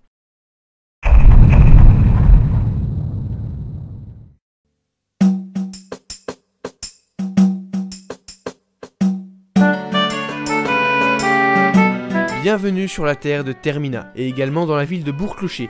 Ici, tous les habitants se préparent au carnaval dans 3 jours exactement. Après un peu d'exploration, on remonte le temps. Comme si rien ne s'était passé. Enfin, on est toujours une peste mojo, mais ce n'est pas grave. Le marchand de masques nous apprend un chant qui nous retransforme en humains.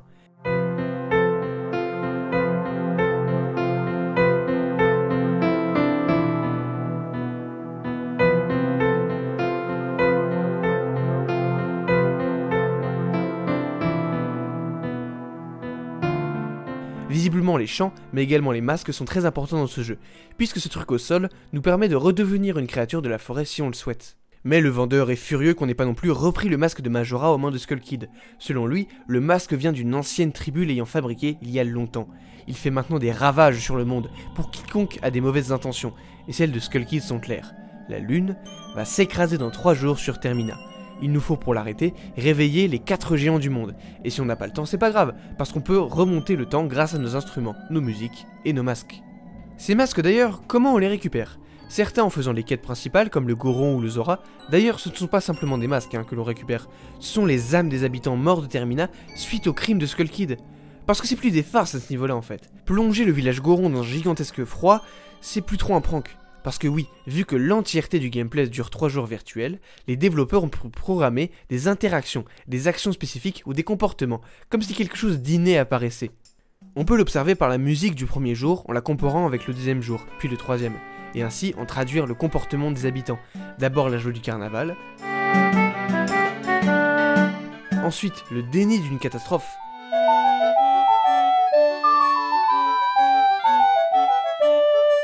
et enfin la peur, une peur de la mort omniprésente et étouffante.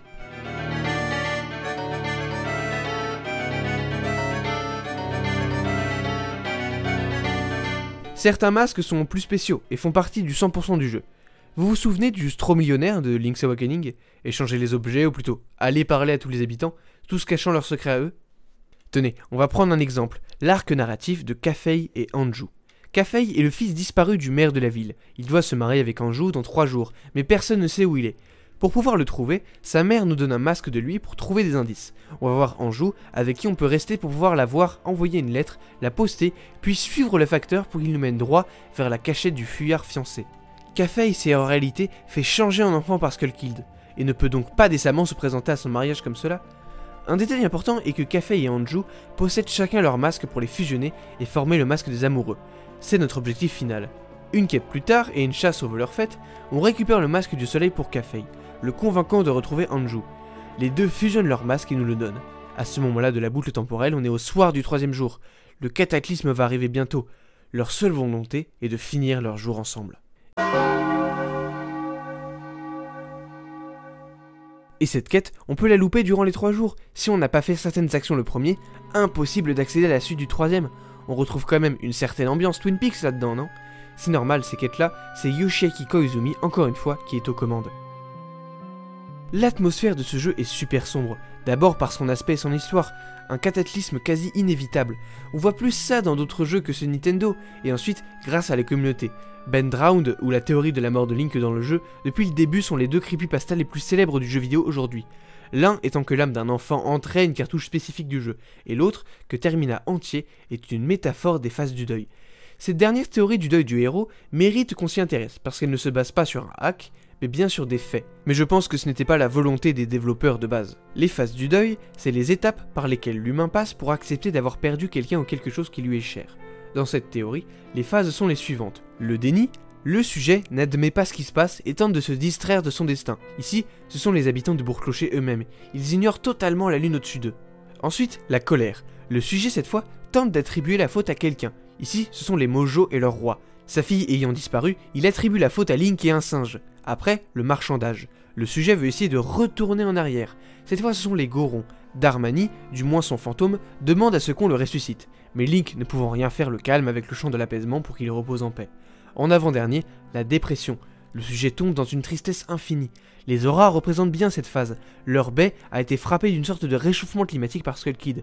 Et ils se sont fait voler des œufs en plus. On essaye de rejoindre un Zora qui est allé les chercher, mais celui-ci est déjà mort. Les œufs n'ont pas été récupérés. Et la mère est dans une profonde tristesse. Pour finir, il y a l'acceptation de la mort elle-même.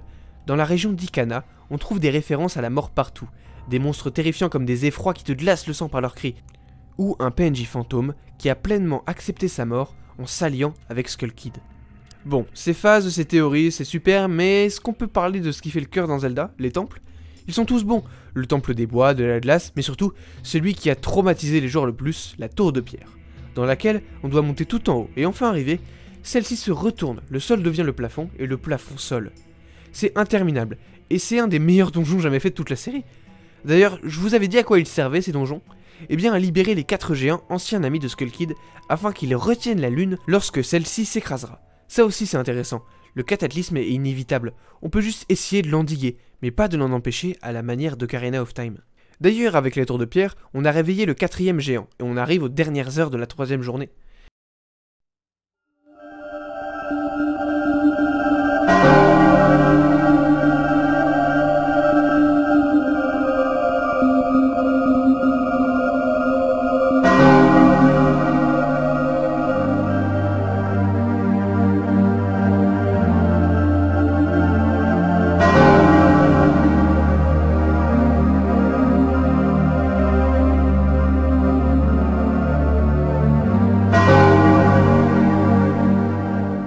Vous voyez ce qui est intéressant avec cette musique, c'est qu'elle nous raconte à la fois la fin d'un voyage, celui du jeu, mais aussi une fin du monde terrifiante. Selon votre avancée dans le jeu, vous l'apercevez des manières différentes, parce que vous pouvez l'entendre dès les débuts, avant même de sortir de la ville. Il faut juste attendre.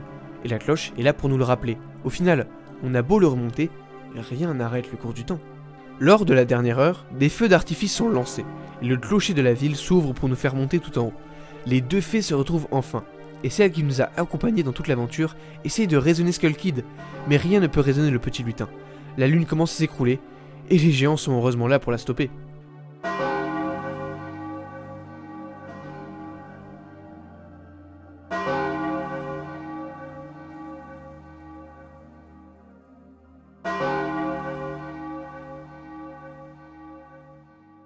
Skull Kid semble évanoui, ou pas. Très vite, on se rend compte que c'est en réalité le masque qui le possédait depuis tout ce temps.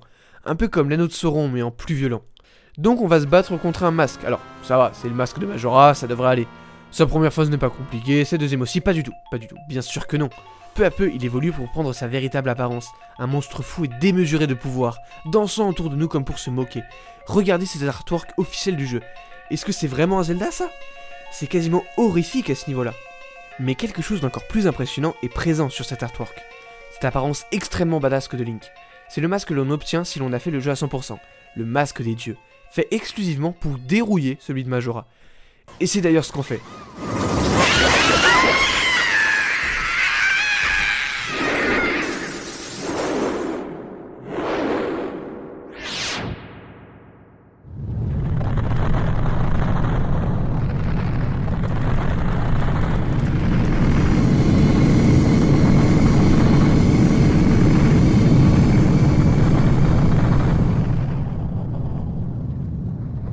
Une fois le masque vaincu, un nouveau jour se lève sur Bourg-Clocher.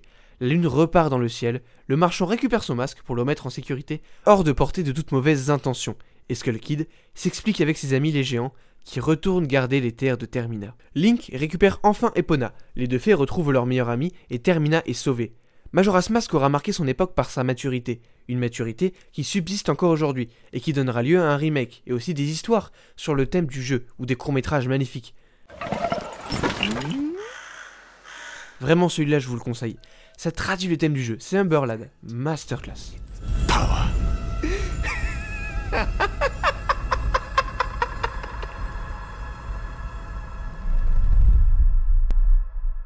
Bon, ce court-métrage date de 6 ans mais pour l'instant on n'est pas encore en 2017, hein. On est toujours en 2000. Et en 2000, Nintendo, après Majora's Mask, se dit qu'il pourrait peut-être retourner aux bases de sa licence. La série se scinde en deux alors. On continue les Zelda en 3D, et de l'autre, on refait les classiques de la 2D qui a fait son succès. Mais on ne va pas juste refaire des jeux Zelda comme avant, ce serait trop simple, non, il faut de l'originalité. Vous voyez les jeux Pokémon? À la base, son créateur faisait 2 versions du jeu pour pouvoir y mettre des Pokémon différents, et ainsi favoriser les échanges. Eh bien, vous prenez ce concept de 2 jeux différents, et de 2 histoires similaires, et vous l'appliquez à la licence Zelda.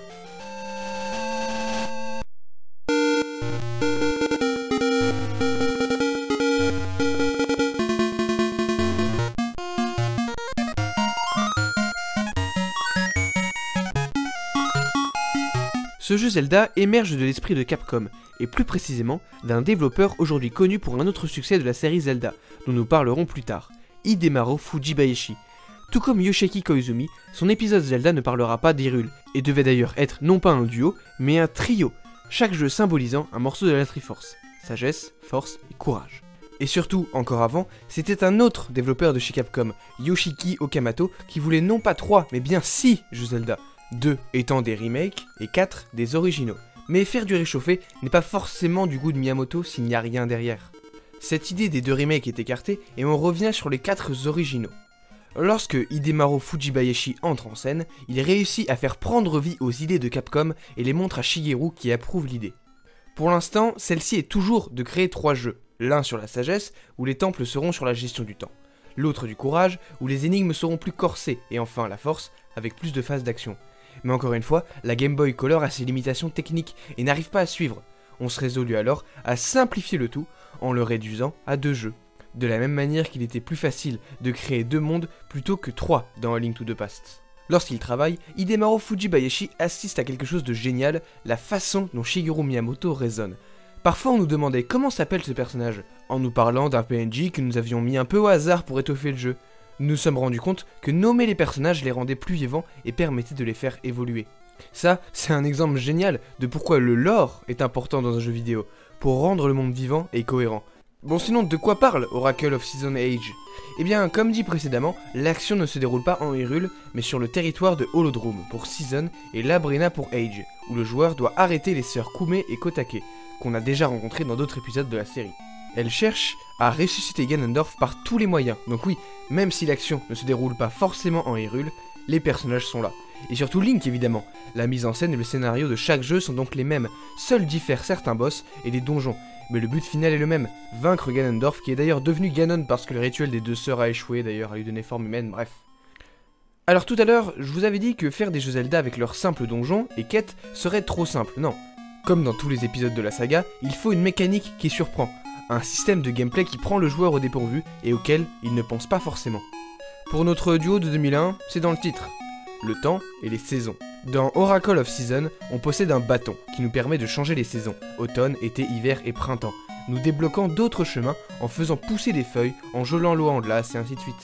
Oracle of Age, quant à lui, permet, vous l'aurez deviné, de manipuler le temps. Alors, d'un pur point de vue technique, changer le temps ne nécessite que de créer 2 cartes distinctes, et est donc moins complexe et intéressant que Season, détrompez-vous. Chaque quête demande à alterner le flux temporel ou à préparer des objets pour les retrouver dans le futur.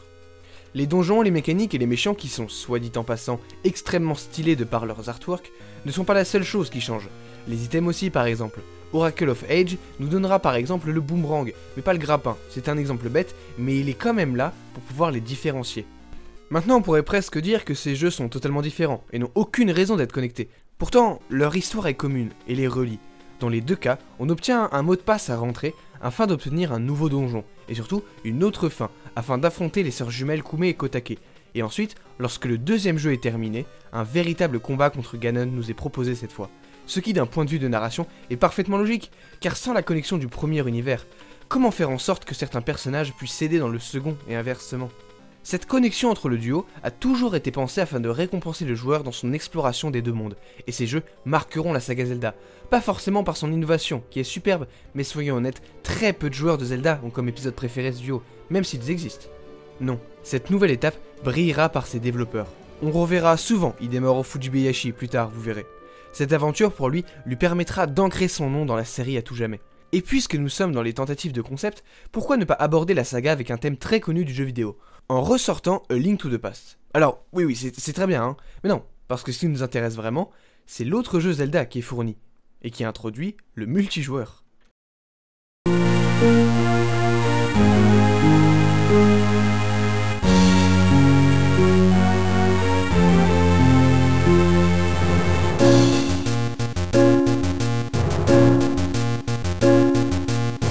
Sorti sur Game Boy Advance, on comprend vite que le multijoueur fait partie intégrante du jeu, parce qu'il est obligatoire, minimum 2 joueurs.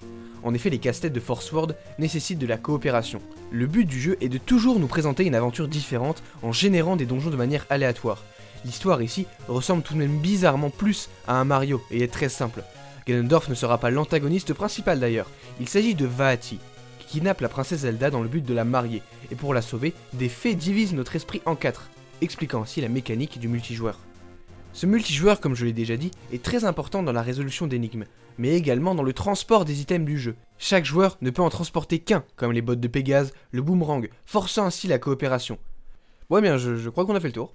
Alors, je sais sans doute qu'il y a des choses à dire, mais je les garde pour la suite, parce que sinon j'aurais plus rien à dire au final, donc bon, soyez un peu tolérants.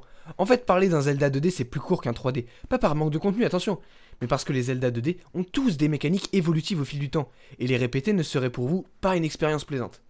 Et puis surtout, on va s'attaquer bientôt à un Zelda 3D, et c'est celui qui fait partie des plus légendaires de la saga. Pourtant, le monde de l'époque ne l'avait pas accueilli de cette manière. Il était pour eux la fin de la saga Zelda.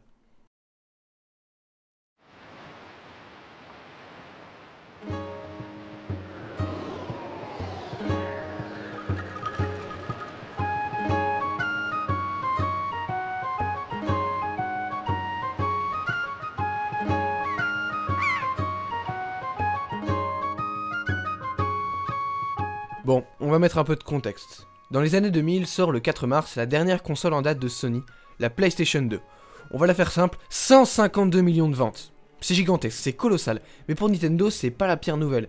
Parce que de l'autre côté, une nouvelle concurrente entre en jeu, un an plus tard en septembre. La Xbox, tenez ses cadeaux, là c'est Bill Gates, le fondateur de Microsoft, en train de présenter la console avec The Rock. 2 consoles, de toute nouvelle génération. Mais il y a encore pire. Nintendo, lui, en 2000, outre Xbox qui est encore débutant, n'a rien à présenter, pas une nouvelle console. Donc ce qu'il fait en fin d'année 2000, ou plutôt au Nintendo Space World de 2000, c'est présenter plusieurs démonstrations, et surtout, la nouvelle console censée concurrencer la PS2, la GameCube, qui se fait exploser en termes de vente par la nouvelle PlayStation. Évidemment, ça on le savait. Les démonstrations évoquées précédemment sont aujourd'hui bien connues, comme par exemple Super Mario 128, mais je crois que celle-là on en a déjà parlé. Non, ce qui nous intéresse c'est ça. Un petit film très court d'une bataille réaliste entre Ganondorf et Link. En effet, les joueurs ayant grandi avec toutes ces licences et vivant maintenant avec la maturité des nouvelles consoles est fou de joie à l'idée de voir Nintendo faire de même avec une de ses séries phares. Un seul n'est pas d'accord avec cela, et il le dira dans une interview. Ça, ce n'est pas un Zelda.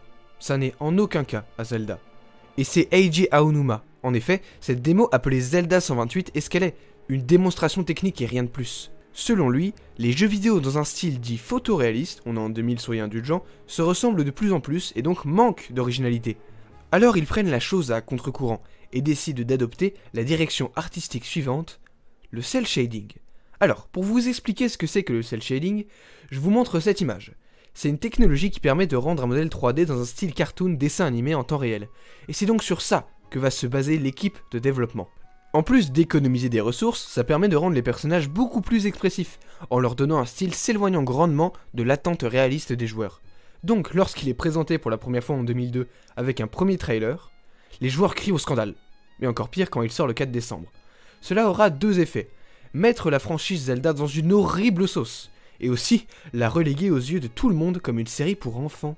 Regardez-moi ce dessin animé interactif, aucun vrai gamer n'a envie de jouer à ça. Vous allez voir que la note va être nulle, attendez, Pourquoi ? Et en plus c'est un must-play ? Pourquoi, si le jeu a été si mal reçu, est aujourd'hui un des mieux notés ? Parce que les joueurs ont évolué, et ont vite eu cette lassitude également du fait que tous les jeux photoréalistes se ressemblent. Un jeu se différencie par son gameplay, et le style graphique mis de côté, qui est soit dit en passant pour ma part incroyable, le jeu est excellent. Alors quand on lance, on nous accueille avec un résumé d'une aventure d'un autre héros, celui du temps. Héros du temps, j'ai déjà entendu ça quelque part moi. Alors oui, on nous raconte ce qui s'est passé dans Ocarina of Time, une première dans la série, faisant référence à un autre jeu autre qu'une suite directe, et surtout nous expliquant ce qu'il se passe après. Et avec ce résumé, on rentre dans une question qui divise en deux la communauté. Est-ce qu'il y a une timeline Zelda ? La réponse est non pour l'instant, du moins rien d'officiel. On en reparlera quand on arrivera plus tard dans le temps.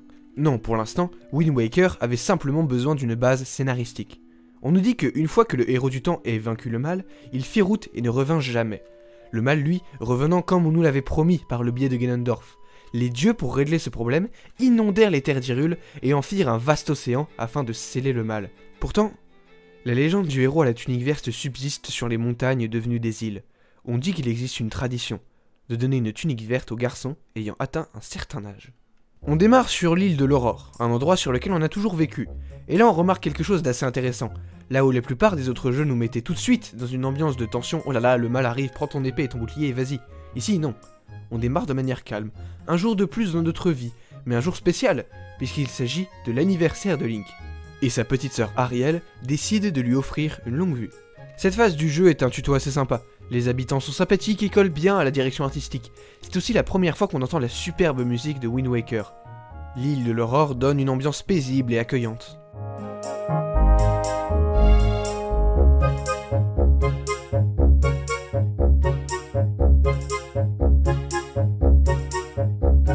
Au bout d'un moment, pour justifier l'apprentissage à l'épée, on décide de commencer le scénario tout de même. Une personne tombe dans la forêt, mais celle-ci est pleine de monstres. On récupère notre tenue verte, notre épée, et on y va.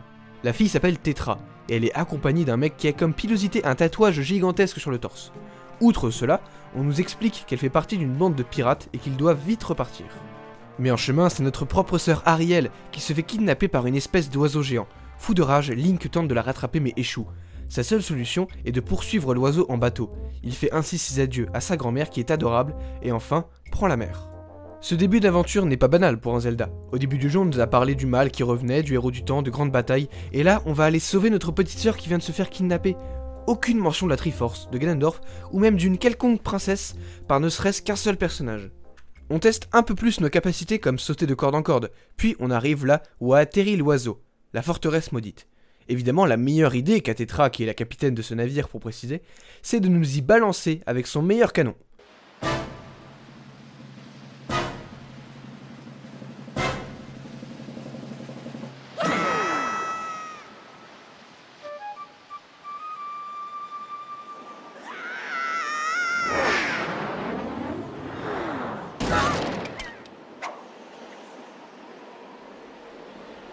Cela aura pour résultat de nous faire perdre notre épée, mais c'est pas le plus important dans cette séquence. Le plus important, ce sont les expressions de Link, qui sont hyper variées, et ça on le verra tout au long du jeu. Link ne parle pas, il n'a d'ailleurs jamais parlé dans aucun jeu signé Nintendo, mais pourtant, ses expressions nous permettent parfois de trouver des coffres ou des passages, voire même où aller. En effet, il regarde ce qui peut être intéressant. Link n'a donc été jamais aussi expressif. Si on est coincé dans ce jeu, il est bon de regarder là où le regard de Link se dirige au cas où. Cette fonctionnalité, entre guillemets, elle vient en grande partie de la direction artistique. Parce que si Wind Waker était un jeu réaliste, le joueur ne pourrait pas percevoir ce que le héros voit. C'est donc une bonne utilisation d'une volonté d'économie des ressources. Sinon, pendant que je parlais, je me suis pas rendu compte que c'était une phase d'infiltration en fait, vu que je n'avais pas mon épée. Et j'ai foncé dans le tas. On m'a jeté en prison, c'est super. Bien. Je m'échappe, puisque visiblement ce n'est pas une forteresse très entretenue, et je fais bien plus attention. C'est quand même une des rares fois dans un Zelda où on fait de l'infiltration. La dernière fois où on s'en souvient, c'était dans Ocarina of Time et Majora's Mask. Mais heureusement que les moblins sont complètement idiots. Oui, les moblins qui étaient ça de base, maintenant c'est ça. Il y a aussi les bokoblins qui gèrent les tours desquelles on se fait repérer. Il faut qu'on puisse les enlever si on veut aller tout en haut, là. Vous remarquerez que c'est aussi la première fois dans un Zelda qu'on peut ramasser des armes pour se battre avec autre chose que notre épée. C'est notamment avec ça qu'on va dérouiller le bokoblin afin de lever les projecteurs. Une fois cela fait, on peut continuer. On rentre dans la tour la plus haute et on se rend compte qu'on n'était pas assez méfiant parce que l'oiseau géant, qui par ailleurs s'appelle le roi Cuirasse, nous prend à son tour et nous présente devant son maître.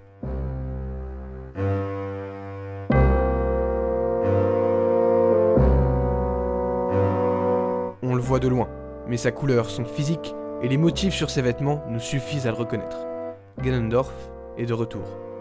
Pour l'instant, on est un simple gamin, méprisable, et c'est pour cela que le roi Cuirasse nous jette en mer sans aucune vergogne. Mais une sorte de bateau à la coque rougeâtre nous sauve la vie. On se réveille donc ici, sur une autre île. Pas la forteresse maudite et pas l'île de l'Aurore, sur Mercantile, la plus habitée de toute Hyrule océanique. Link rencontre également le dragon rouge, qui n'est autre que le bateau lui-même. Il sera notre guide de la même manière que Navi dans Ocarina of Time. Très vite, on nous confirme bien qu'il s'agissait de Ganondorf tout à l'heure, et que le kidnapping de Ariel est également lié. Grâce au roi Cuirasse, Ganondorf fait kidnapper toutes les jeunes filles blondes aux longues oreilles afin de trouver la princesse Zelda et de rassembler la Triforce pour pouvoir exaucer le vœu qu'il souhaite. En effet, toute personne touchant la Triforce a le droit à un vœu. N'importe lequel. Pour pouvoir l'arrêter, il faut obtenir le pouvoir du héros du temps, 3 perles, celles de Din, Nehru et Faror. Schéma classique pour le moment. Alors allons-y, on récupère une voile auprès d'un marchand de mercantile et on se dirige vers notre première destination, l'île du Dragon. La musique de l'île du Dragon est la plus connue sans aucun doute de Wind Waker.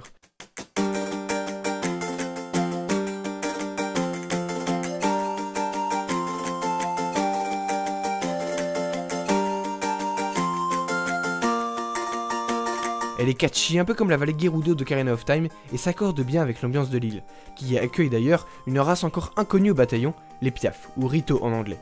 Rito, c'est plus stylé. Les Piaf sont le peuple Zora ayant évolué. La Grande Mer est certes gigantesque, mais n'accueille aucune vie. Elle est seulement là pour engloutir Hyrule au départ. Aucune raison donc d'y vivre. En revanche, se faire porter par les grands vents marins, ça c'est plus pratique. Vous voulez savoir ce qui est arrivé aux autres races d'Hyrule ? Eh bien, les Kokiri sont devenus des Korogu, devenant encore plus des créatures de la forêt. Les Gorons se sont reconvertis en marchands à travers la Grande Mer, et les Iliens restent Iliens. Mais revenons à nos moutons. Link obtient par le Lion Rouge la baguette du vent, qui, tel un chef d'orchestre, lui permet de jouer différentes mélodies, comme l'Ocarina de 98, pour orienter le vent et se déplacer notamment. Cet endroit est, vous l'aurez sans doute deviné, en voyant dans quelle direction et quelle structure le jeu se dirigeait, notre premier donjon. On y fait la rencontre de Medoli, qui prendra son importance plus tard dans l'histoire. Le temple est celui du feu. Et ce qui est intéressant, c'est qu'il y a comme mini-boss, afin d'obtenir le grappin, un moblin, le même genre qui nous capturait dans la forteresse maudite. Alors, le battre en soi n'est pas très intéressant, mais c'est les autres que nous rencontrerons plus tard qu'ils sont. Au début du jeu, ils nous capturaient sans aucun problème. Plus tard, on en a un en tant que mini-boss, et vers la fin du jeu, il y a toute une armada de manière quasi anecdotique pour nous montrer à quel point Link est devenu fort et puissant par ses nouvelles capacités. Le boss du donjon du feu n'est pas très compliqué, mais ce serait vous mentir que de vous dire que je l'ai réussi au premier essai en refaisant le jeu pour cette vidéo. On récupère la perle et on se dirige vers la seconde, qui se trouve chez les Korogu que j'ai évoqué tout à l'heure. On y rencontre l'arbre Mojo, pas celui de Ocarina of Time, je rappelle qu'il est mort, non. Celui qu'on voit à la fin d'Ocarina of Time, et il a bien grandi. L'ancien arbre Mojo mort, quant à lui, est devenu le second donjon que nous devons traverser. Enfin, c'est d'après la théorie. On obtient également une feuille qui nous permet de planer, une première. Elle sera peu utilisée, au vu de son utilisation rapide de notre magie, mais cela reste la naissance d'un bon concept qui on espère sera repris plus tard. Une fois le second donjon fait, on obtient la seconde perle de l'aventure, plus qu'une. Tenez, pendant qu'on y va, je vous fais écouter la magnifique musique de la Grande Mer.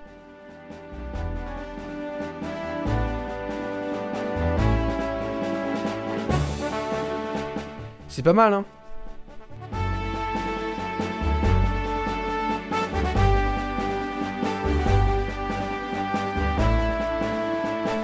C'est long, non? En fait, c'est dû aux limitations techniques de la GameCube. Les développeurs auraient voulu rajouter des îles, mais les capacités de la console de 2002 ne leur ont pas permis. Du coup, ça résulte en ces balades en mer parfois un peu longues, mais qui rendent le monde organique. Bizarrement, on n'a pas besoin de faire un donjon de plus pour obtenir la perle de Nehru. Le poisson Jabou nous la donne directement. Alors, c'est effectivement, confirmera Eiji Aonuma, par manque de temps, qu'ils enlèveront le dernier donjon de la quête des perles. Mais bon, dans l'histoire, ça nous permet d'avoir accès directement au donjon suivant, la Tour des Dieux.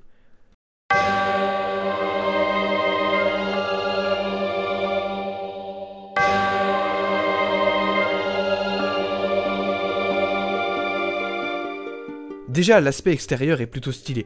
On a vraiment l'impression que ça n'a rien à faire là, et que ça sort d'un autre monde. Un autre monde enseveli sous les eaux, auquel nous pourrons accéder une fois le donjon terminé.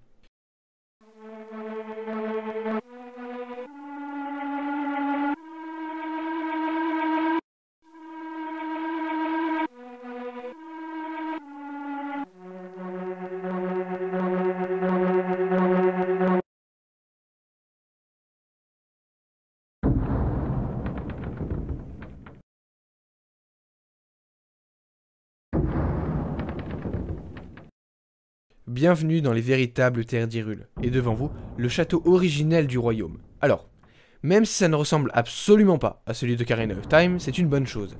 Les développeurs ont à la fois cette envie de relier un minimum les jeux entre eux, et aussi de bénéficier d'une certaine liberté artistique.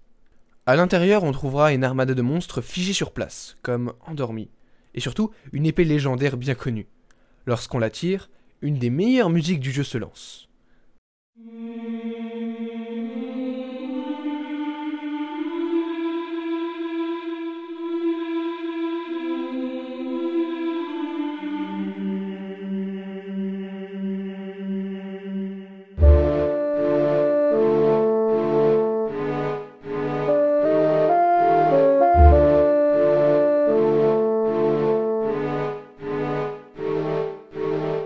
Et surtout, l'armada des monstres s'anime, comme si tirer l'épée avait réveillé le monde enfoui sous les eaux.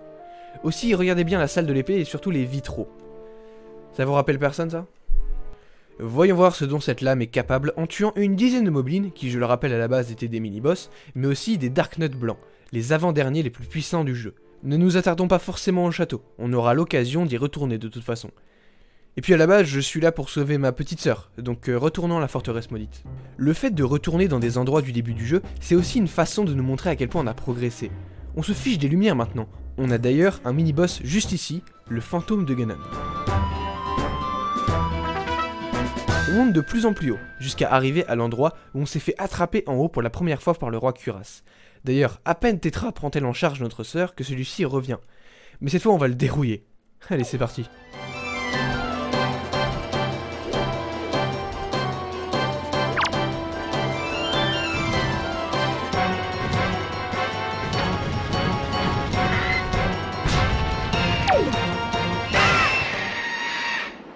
Quand cet oiseau est enfin vaincu, on monte tout en haut. Mais très vite on se rend compte que Link n'est absolument pas de taille face à Ganondorf. Et lui-même nous explique pourquoi.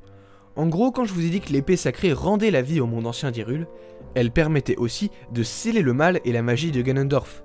C'est pour ça que les monstres se sont réveillés. Dans cette cinématique se passent ensuite deux choses importantes. D'abord, Link se rend compte que son épée n'a plus son pouvoir, elle est devenue inutile. Lorsque Tetra essaye de nous sauver mais que Ganondorf l'intercepte facilement, sa Triforce de pouvoir s'illumine. Tetra est la princesse Zelda depuis le début, mais elle-même ne semble pas s'en souvenir.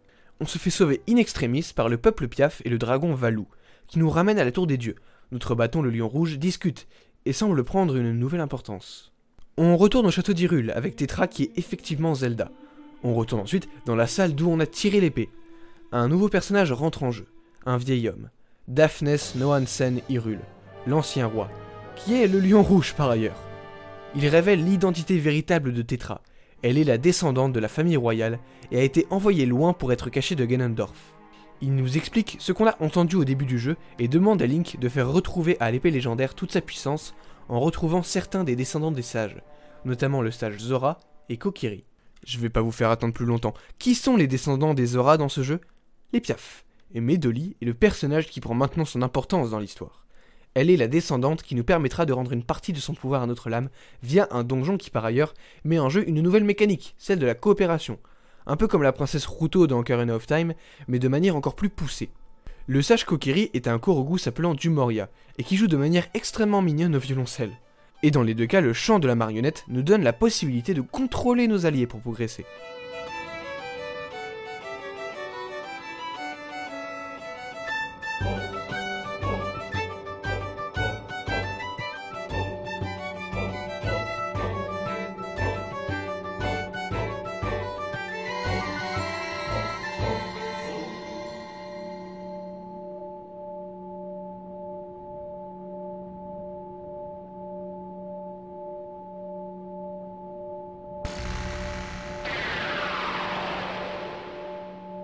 Une fois notre épée au level max, notre mission est maintenant une des pires de tout le jeu, soyons très honnêtes.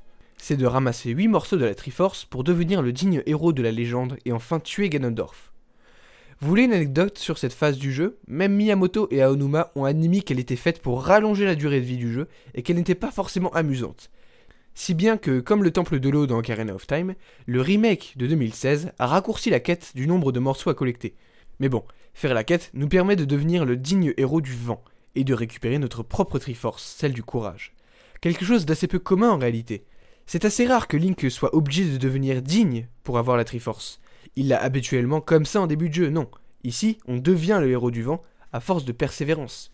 Et ce héros du vent, il est temps pour lui d'aller sauver non pas cette fois sa sœur, mais le monde.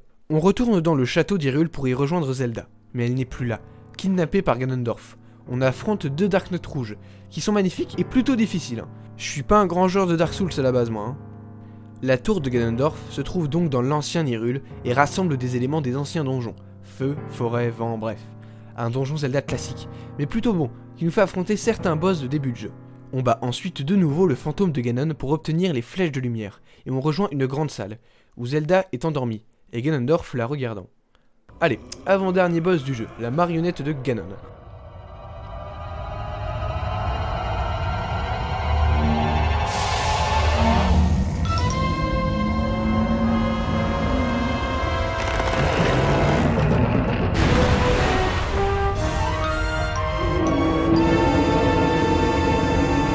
un monstre dont le point faible est une bille blanche, et ses différentes phases le faisant se changer en une autre créature jusqu'à exploser pour de bon.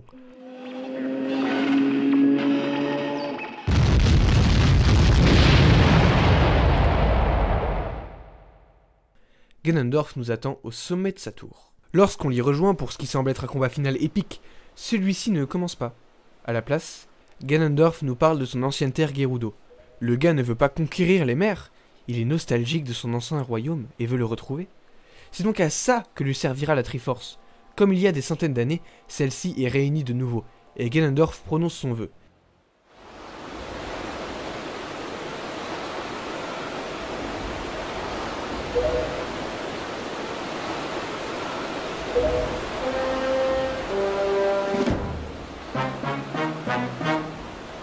Mais est interrompu par le roi qui en donna à son tour. Détruire définitivement l'ancien Hyrule, et donner un avenir à Link et à la princesse Zelda pour qu'ils puissent reconstruire un nouveau royaume. Une gigantesque pluie s'abat alors, et Ganondorf, au lieu de devenir fou de rage, rigole.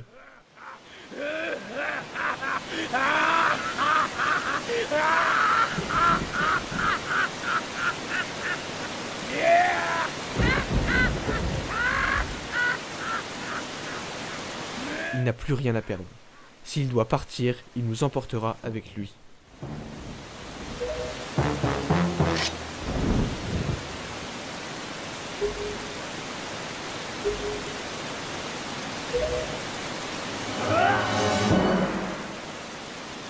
Zelda s'est réveillée et a récupéré nos flèches de lumière pour pouvoir viser Ganondorf et que Link le frappe de sa lame purificatrice.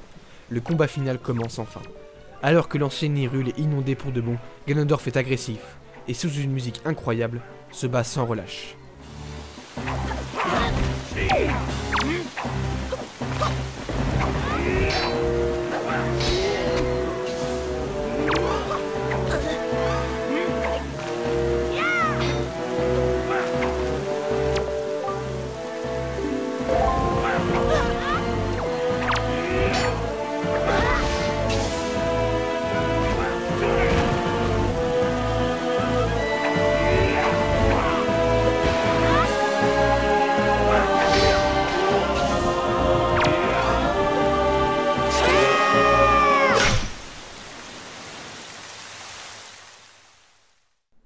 Mais finalement, lorsque Ganondorf meurt, il sent le vent de son pays souffler sur lui une dernière fois, avant de pousser sa dernière respiration.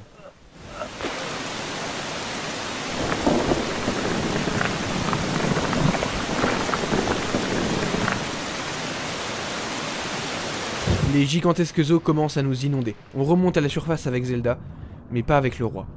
Celui-ci désire mourir également avec son ancien monde. Après nous avoir accompagnés toute notre aventure, il a accompli sa destinée.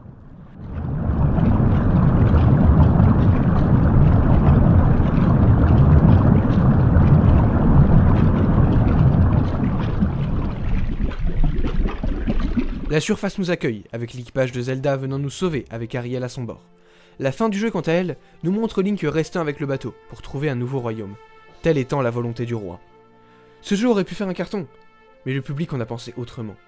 Aujourd'hui, sur Metacritic, il est très bien noté, mais pourtant on peut revoir des commentaires datant de l'époque, descendant le jeu uniquement pour ses graphismes dits enfantins. Malgré son histoire, son gameplay, Wind Waker n'aura pas réussi à conquérir le public et stigmatise la série actuelle comme étant pour enfants. Un avenir bien sombre pour la série. Maintenant la question c'est... Qu'en fera Nintendo ?